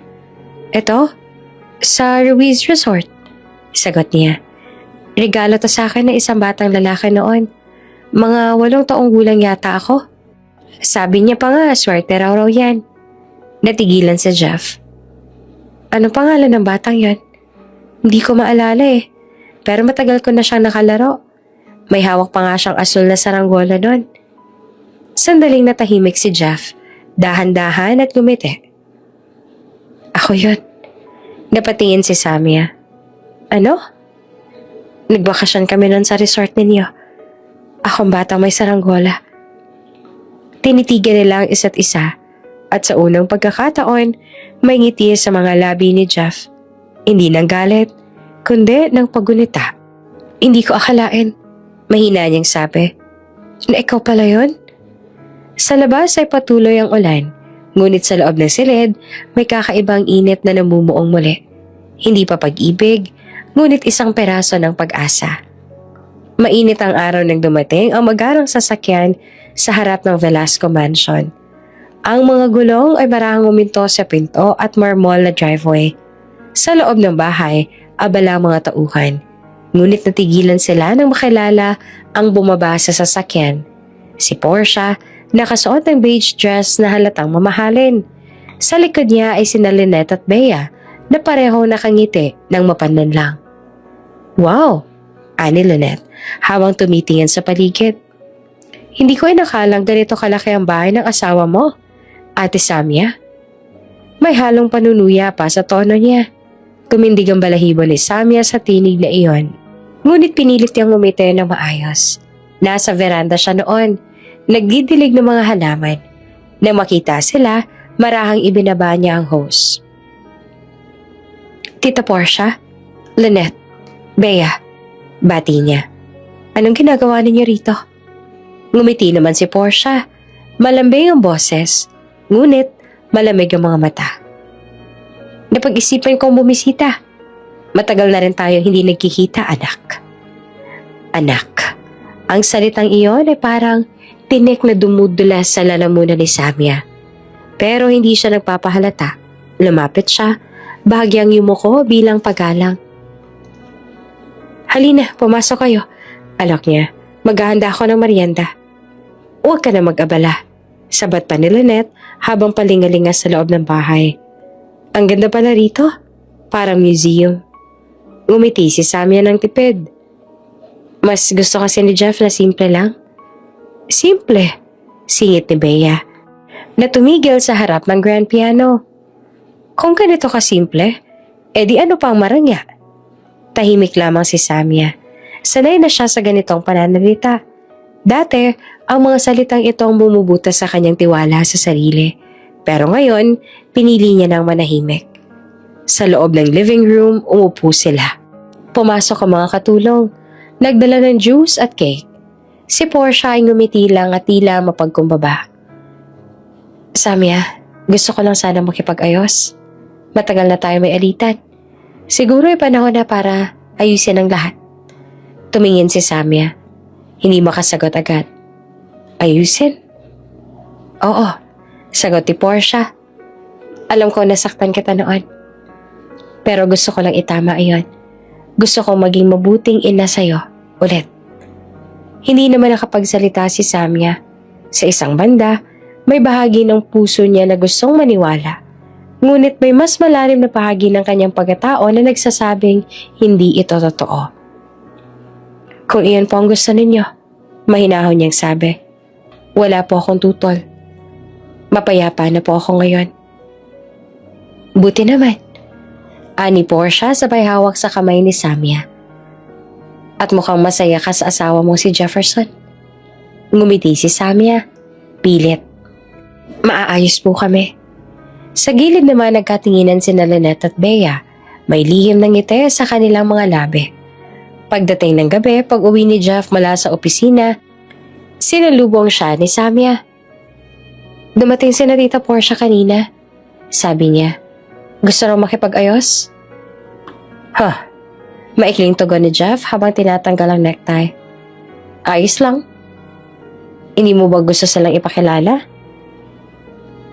I already know the type. Malamig ang boses. Mabait sa harap, may patalim sa likod. Jeff, hindi lahat ng tao. Samia, putol niya. I've seen how they treated you before. Hindi mo kailangang ipaliwanag. Basta huwag ka masyado magtiwala. Tumango si Samia. Sige. Ngunit hindi niya alam kinabukasan, magsisimula ang panibagong bagyo. Ilang araw matapos ang pagbisita, kumalat ang mga bulong-bulungan sa loob ng kumpanya. Si Portia sa ilalim ng ngiti at paimbabawang kabaitan ay nagpakalat ng mga kasinungalingan. Alam mo ba, bulong ni Lynette sa isang kaibigan ni Jeff na madala sa opisina. Narinig kong si Samia may tinatago daw na lalaki. Dati pa raw niyang kilala bago pang kasal. Talaga? Tanong ng babae. Hindi ko akalain ang bait pa naman niyang tingnan. Nako, sabat pa ni Bea. Maraming mabait sa tingin, pero iba sa likod ng kamera. Ang chismis ay kumalat. Dahan-dahan, ngunit nakarating din kay Jeff. Isang gabi, habang nasa silid sila, biglang nagtanong ito. Samia, may gusto ko bang sabihin sa akin? Nagulat naman siya. Ano? May lalaking tumatawag daw dito kanina at hinahanap ka? Sabi ng staff, parang matalik mo daw na kaibigan? Napakunot ang noo ni Sanya. Kaibigan ko siguro sa kolehiyo. Si Arvin, engineer siya dati sa dati naming project. Tumango si Jeff, ngunit malamig ang titig. Engineer o ex-boyfriend? Napaatras siya. Jeff, hindi ko alam kung saan ang gagaling ang mga paratang na yan. Pero wala naman akong ginagawang mali. Tahimik lang ito. Tumalikod, kinuha ang cellphone at tumingin sa labas ng bintana. Hindi ko sinasabing nagkamali ka. Pero ayoko mapahiya. Mapahiya? Halos pabulong na tanong niya. Bakit parang iniisip mong totoo? Dahil marami ng babae ang ganyan. Sagot niya. Magaling magkunwari ng inosente. Hindi na siya nakasagot. Sa unang pagkakataon mula ng ikasal sira, naramdaman ni Samia na bumabalik ang malamig na pader sa pagitan nila. Ilang araw siyang hindi pinansin ni Jeff. Kapag magkasabay silang kumakain, tahimik lang ito. Kapag may tanong siya, isang salita lang sagot.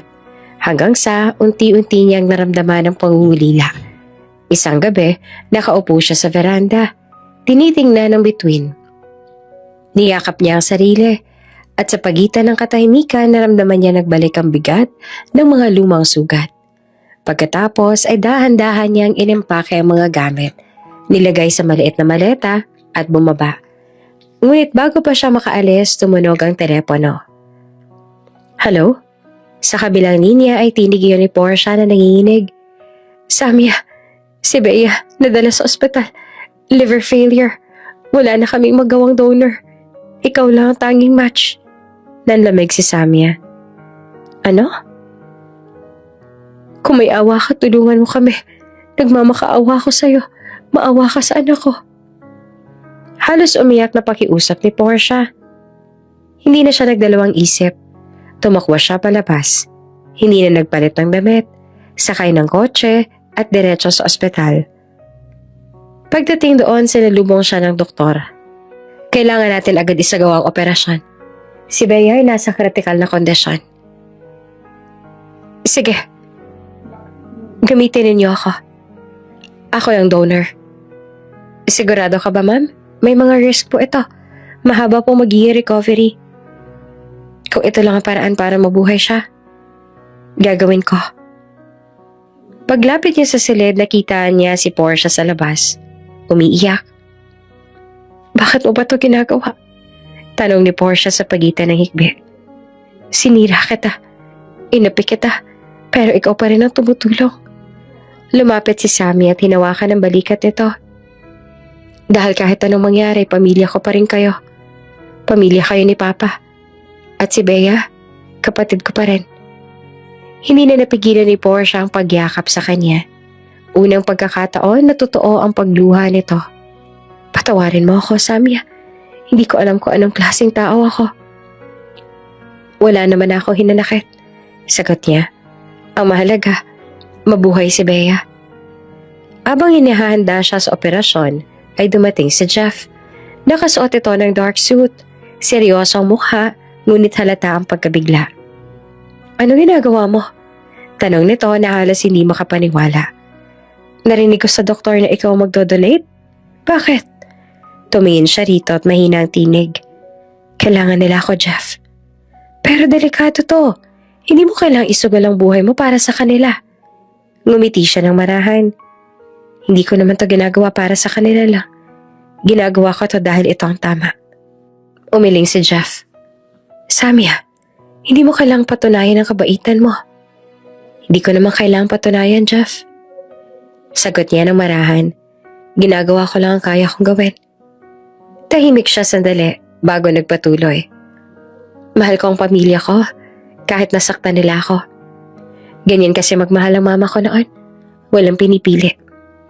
Napatitig si Jeff at hindi na makasagot. Sa sandaling iyon, unti-unting nabura sa isip niya ang lahat ng pagdududa. Nakita niya ang mga mata ni Samia, ang katapatan na hindi kailanman peke. Lumapit siya, hinawakan ang kamay nito. Samia, mahina niyang sabi. Hindi ko alam kung paano kita tatratuhin pagkatapos nito. Ngumiti si Samia. Pagod, ngunit papayapa. Simulan mo lang sa paniniwala. At bago siya dalhin ng mga nurse papunta sa operating room, muling tiningnan ni Jeff ang mukha niya. Parang ayaw niyang pumikit.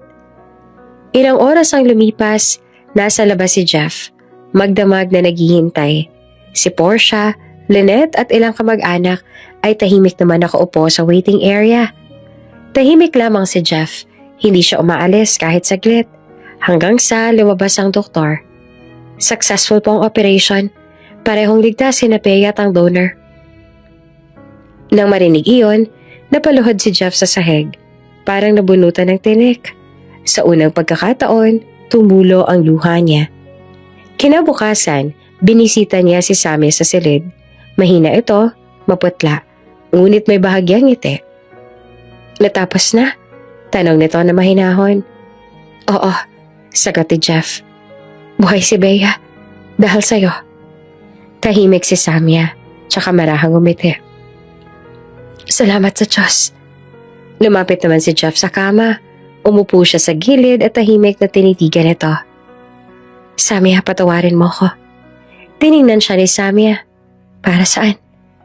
Dahil naniwala ako sa kasinungalingan. Dahil pinagdudahan kita. Kahit isang tapat na puso lang ang meron ka. Jeff, okay lang. Sagot niya ng marahan. Lahat naman tayo natuto. Ngumiti ito ng bahagya. Kung ganon, hayaan mong bumawi ako. Paano? Lumapit siya, tinawakan ang kamay niya. Magsimula ulit tayo. Walang kontrata. Walang kasunduan. Ako, si Jeff. At ikaw, si Samia. Gusto kitang makalala sa paraang totoo. Tumulo ang luha sa mata ni Samia. Patagal ko nang hinihintay na marinig yan. Tahimik silang dalawa, nagtititigan. Sa labas ng silid, sumikat ang araw. At sa unang pagkakataon, pareho nilang naramdaman na natatapos na ang unos. Habang binabantayan ni Jeff si Samia, nakatingin siya sa kanya at napangiti. Ito palang babaeng binigay ng tadhana para itama ang lahat. Bulong niya sa sarili. At sa kanyang dibdib, may panibagong pangako na umusbong na hindi niya nahahayaang masaktan ulit si Samia. Ilang araw matapos ang operasyon, bumisita si Portia. Bitbit ang isang bouquet ng puting lirio. Ang mga kamay niya ay nanginginig at ang dating matayog na tindig ngayon ay yumuko sa hiya at pagpapakumbaba. Samia, mahina niyang tawag, halos pabulong. Nag-angat ang tingin si Samia mula sa kama. Nandoon din sina Lynette at Bea. Parehong tahimik.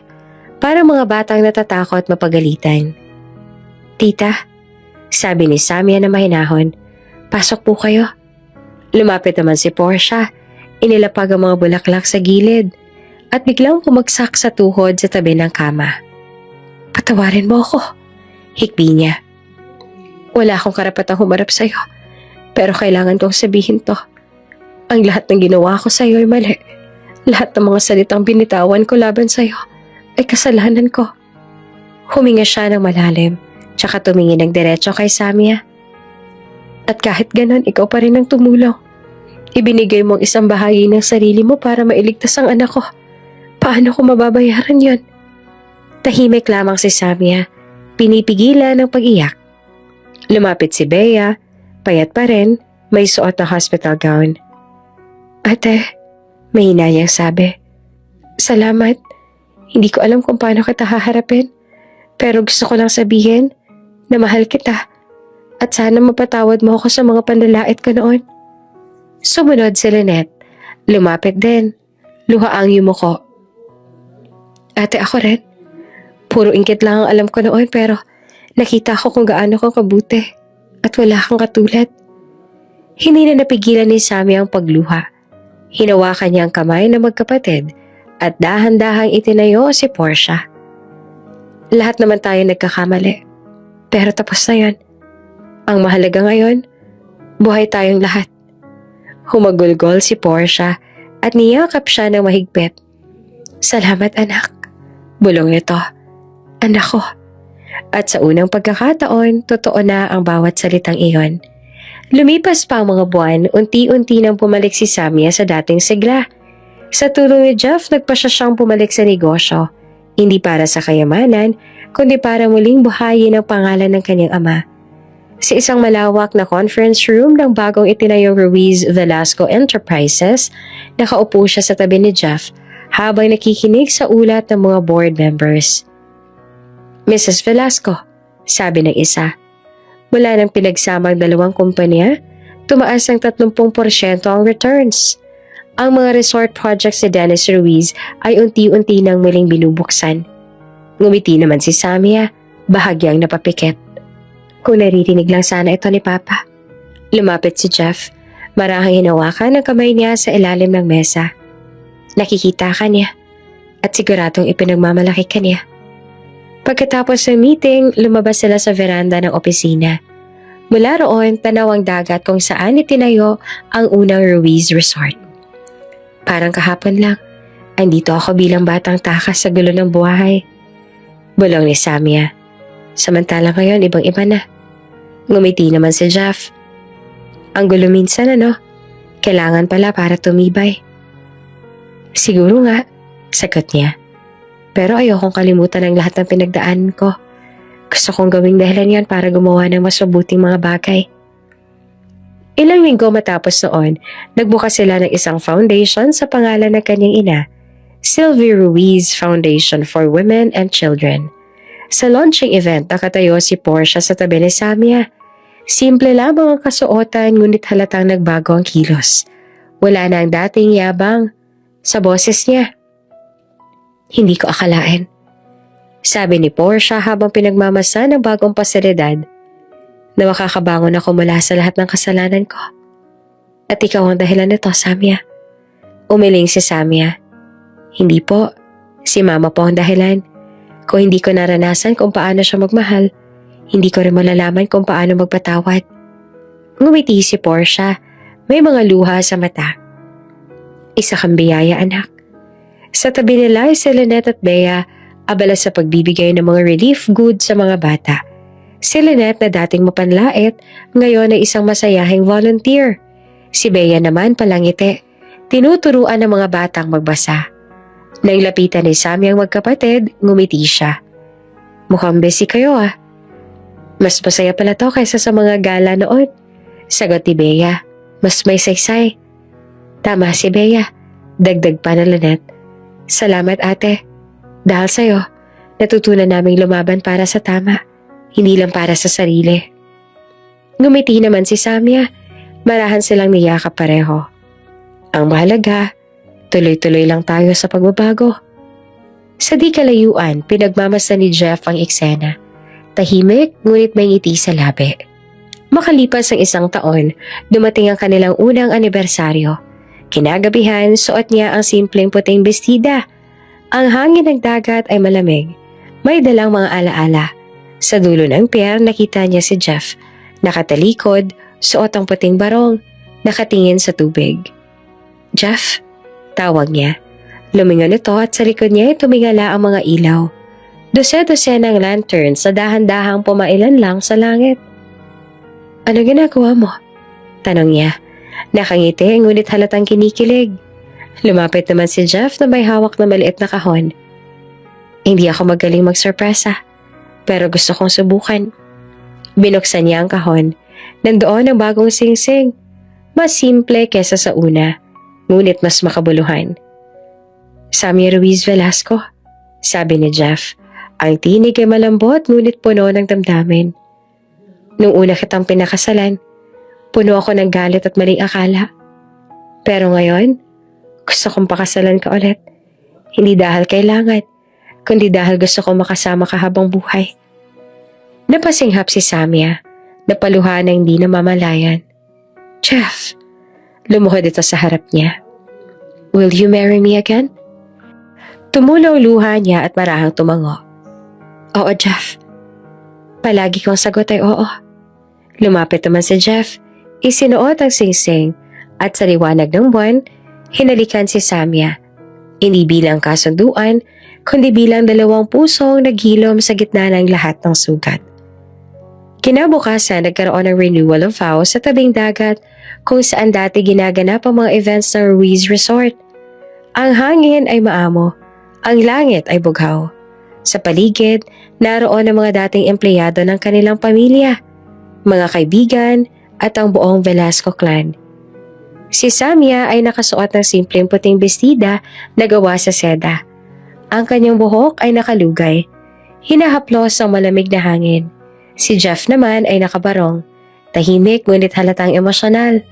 Ang mga mata nila ay nagtagpo sa gitna ng altar, puno ng mga alaala, mga sugat at mga panibagong pangako. Handa na ba kayo, Mr. and Mrs. Velasco? Tanong ng pare na may ngiti sa labi. Ngumiti si Jeff, hindi inaalis ang tingin kay Samia. Matagal na akong handa, Father. Siguro noon pa. Si Samia natawa lang ng mahina. Ngayon lang ako handang magtiwala ulit. Kung ganon, sabi ng pare. Ngayon ay inyong pagpapatibayin muli ang inyong pag-iisang dibdib. Hindi sa kasunduan, kundi sa kusang loob. Sa ngalan ng Diyos na nagbigay sa inyo ng isa't isa. Tahimik ang paligid. Tanging maalo ng tunog. Ilang sandali silang parehong nakatingin sa isa't isa. Walang salita, pero malinaw ang mensahe sa pagitan ng kanilang mga titig. Pagkatapos ay kinuha ni Jeff ang maliit na kahon sa kanyang bulsa. Binuksan niya ito at inilabas ang 2 singsing na bago. Ngunit simpleng disenyo. Samia, mahinahon niyang simula. Noong una kitang pinakasalan, galit ako sa mundo. Akala ko, isa ka lang sa mga taong gagamit sa akin. Pero ikaw palang magtuturo sa akin kung anong ibig sabihin ng tunay na lakas. Tumingin siya sa mga mata nito. Dati, kasal tayo dahil kailangan. Ngayon, kasal tayo dahil pinili na kitang mahalin. Hindi napigilan ni Sammy ang pagtulo ng luha. Nanginig ang kanyang kamay habang kinuha ang singsing at ipinasuot sa kanya. Jeff, mahinahon niyang tugon. Nung una kitang makalala, akala ko ito ng katapusan ko. Pero sa bawat araw na kasama kita, natutunan kong hindi pala ako wasak. Buo pa pala ako. Dahil tinuruan mo ako magmahal ulit. Hinawakan ni Jeff ang kamay niya. Pinisil ito. Walang kasunduan ngayon. Samia, wala nang utang. Wala nang takot. Ikaw lang at ako. Ngumiti ang pare, sabay sabi.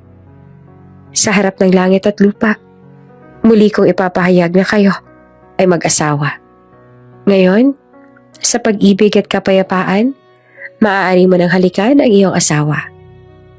Ngunit bago pa tuluyang maglapat ang kanilang mga labi, bahagyang kumala si Samia. Tumitig siya kay Jeff. Ang kanyang mga matay kumikislap sa ilalim ng liwanag ng kandila. Jeff, may hinahon niyang bulong na halos pabulong sa pagitan nila. Ano yon? Tanong ni Jeff, bahagyang nag-aalala. Ngumiti si Samia na may luha sa gilid ng mata. Buntis ako. Sandaling natigilan si Jeff. Parang tumigil ang paligid. Ang alon ay naglaho sa kanyang pandinig. Ang tanging tinig ni Samia ang naiwan. Anong sabi mo? Buntis ako, Jeff.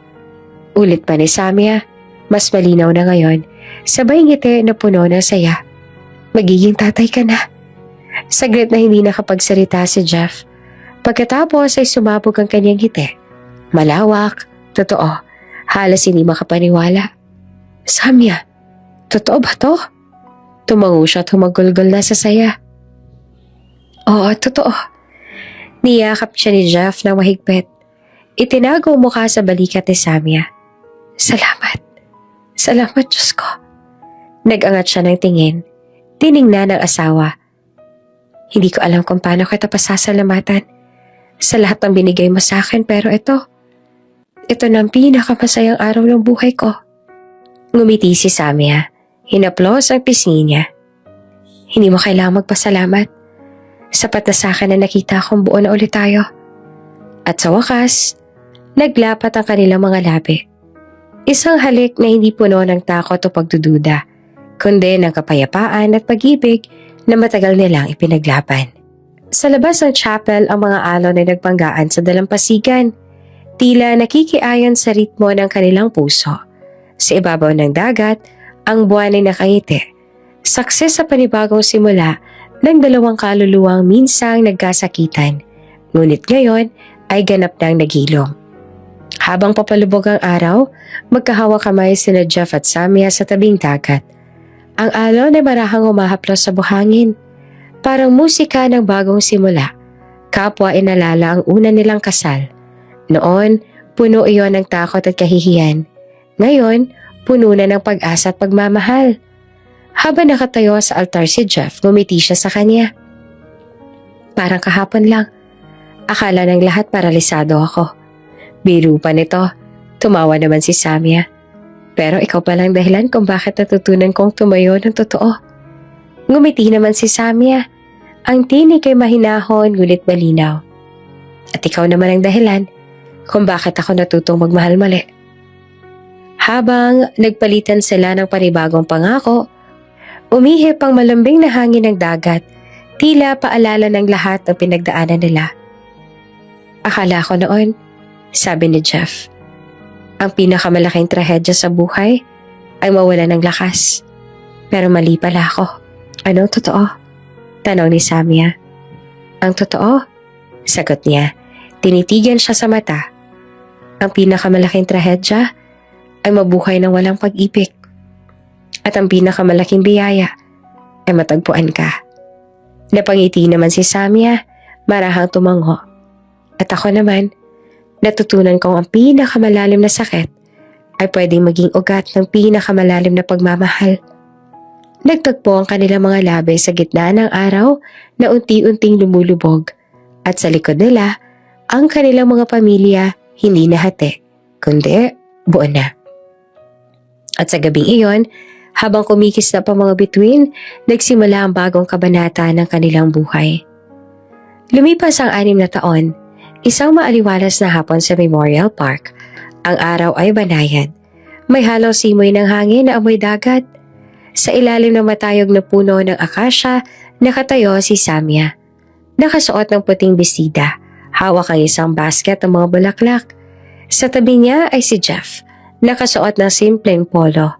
Habang ang kanilang anak, isang batang babae na may mahabang buhok at ngiting katulad ng kay Sylvie, ay nakikipaglaro sa mga paro-paro sa paligid ng puntod. Tahimik na inalapag ni Sammy ang mga bulaklak sa puntod ng kanyang mga magulang. It's been a while, Ma. Pa, sana hindi kayo nagtampo at matagal akong hindi nakabisita. Busy lang. Kayo naman. Lumuhod naman si Samia. Hinaplos ang malambig ang bato at mahina niyang sinabi, "Ma, Pa, masaya na ako ngayon at sa wakas buo na ulit ang pamilya ko." Nang tumingala siya ay nakita niya si Jeff na papalapit. Bitbit ang anak nilang si Clara. Nakangiti si Jeff habang binubuhat ang bata. Sabi ni Clara gusto raw niya makilala ang lolo't lola niya. Tumakbo si Clara papunta sa puntod. Inabot ang maliit na bulaklak na hawak niya. "Hi Lolo! Hi Lola!" sabi niya ng masigla. "Ako po si Clara. Sabi ni Mama pareho daw kayo mabait." Napangiti si Samia habang pinagmamasa ng anak. Tama si Mama anak, mabait sila at siguradong natutuwa sila habang pinapanood ka nila from heaven. Kung buhay pa nga ang lolo mo, sigurado akong spoiled na spoiled ka sa mga toys at chocolates. Lumuhod si Jeff sa tabi nila. Sayang, hindi ko sila nakilala, sabi niya kay Samia. Sayang, hindi ka rin nila makikita kung gaano kakabuting ina sa anak natin. Ipinagmamalaki kita, Samia. Napahinga ng malalim si Samia. Pinagmamasta ng langit. Alam mo, Jeff, dati takot na takot akong mabuhay mag-isa. Pero ngayon natutunan ko ang pamilya hindi lang tungkol sa dugo. Ito ay tungkol sa pagmamahal at binigyan mo ako ng bagong pamilya. Hinawakan ni Jeff ang kamay niya. At ikaw naman ang nagturo sa akin kung anong ibig sabihin ng totoong lakas. Hindi kayamanan, hindi karangyaan, kundi ang kakayahang magmahal kahit nasaktan ka. Ngumiti naman si Samia, sabay hilig ng ulo sa balikat niya. Pangako, Jeff. Ano man ang mangyari, mananatili tayong ganito. Mas patibay pa sa dati. Sagot ni Jeff, sabay halik sa kanyang noo. Walang kontrata, walang takot, walang wakas. Ma, Pa, salamat sa lahat. Itutuloy ko po ang pagmamahal na iniwan ninyo. Humawak si Jeff sa kanya. Handa ka na? Matagal na. At magkasabay silang bumaba sa burol, tangan ng kamay ng kanilang anak. Ang hangin ay malamig, ngunit ang kanilang mga puso ay mainit. At sa huling sandali ng araw, alam nilang kahit saan sila dalhin ng tadhana, hindi na sila kailanman mag-iisa. Sa pagitan ng alon at hangin, ang mga bulong ng pag-ibig ay muling bumabalik, parang awit na walang katapusan. Ang pag-ibig nila nagpapatunay na bawat pagtatapos ay may panibagong simula.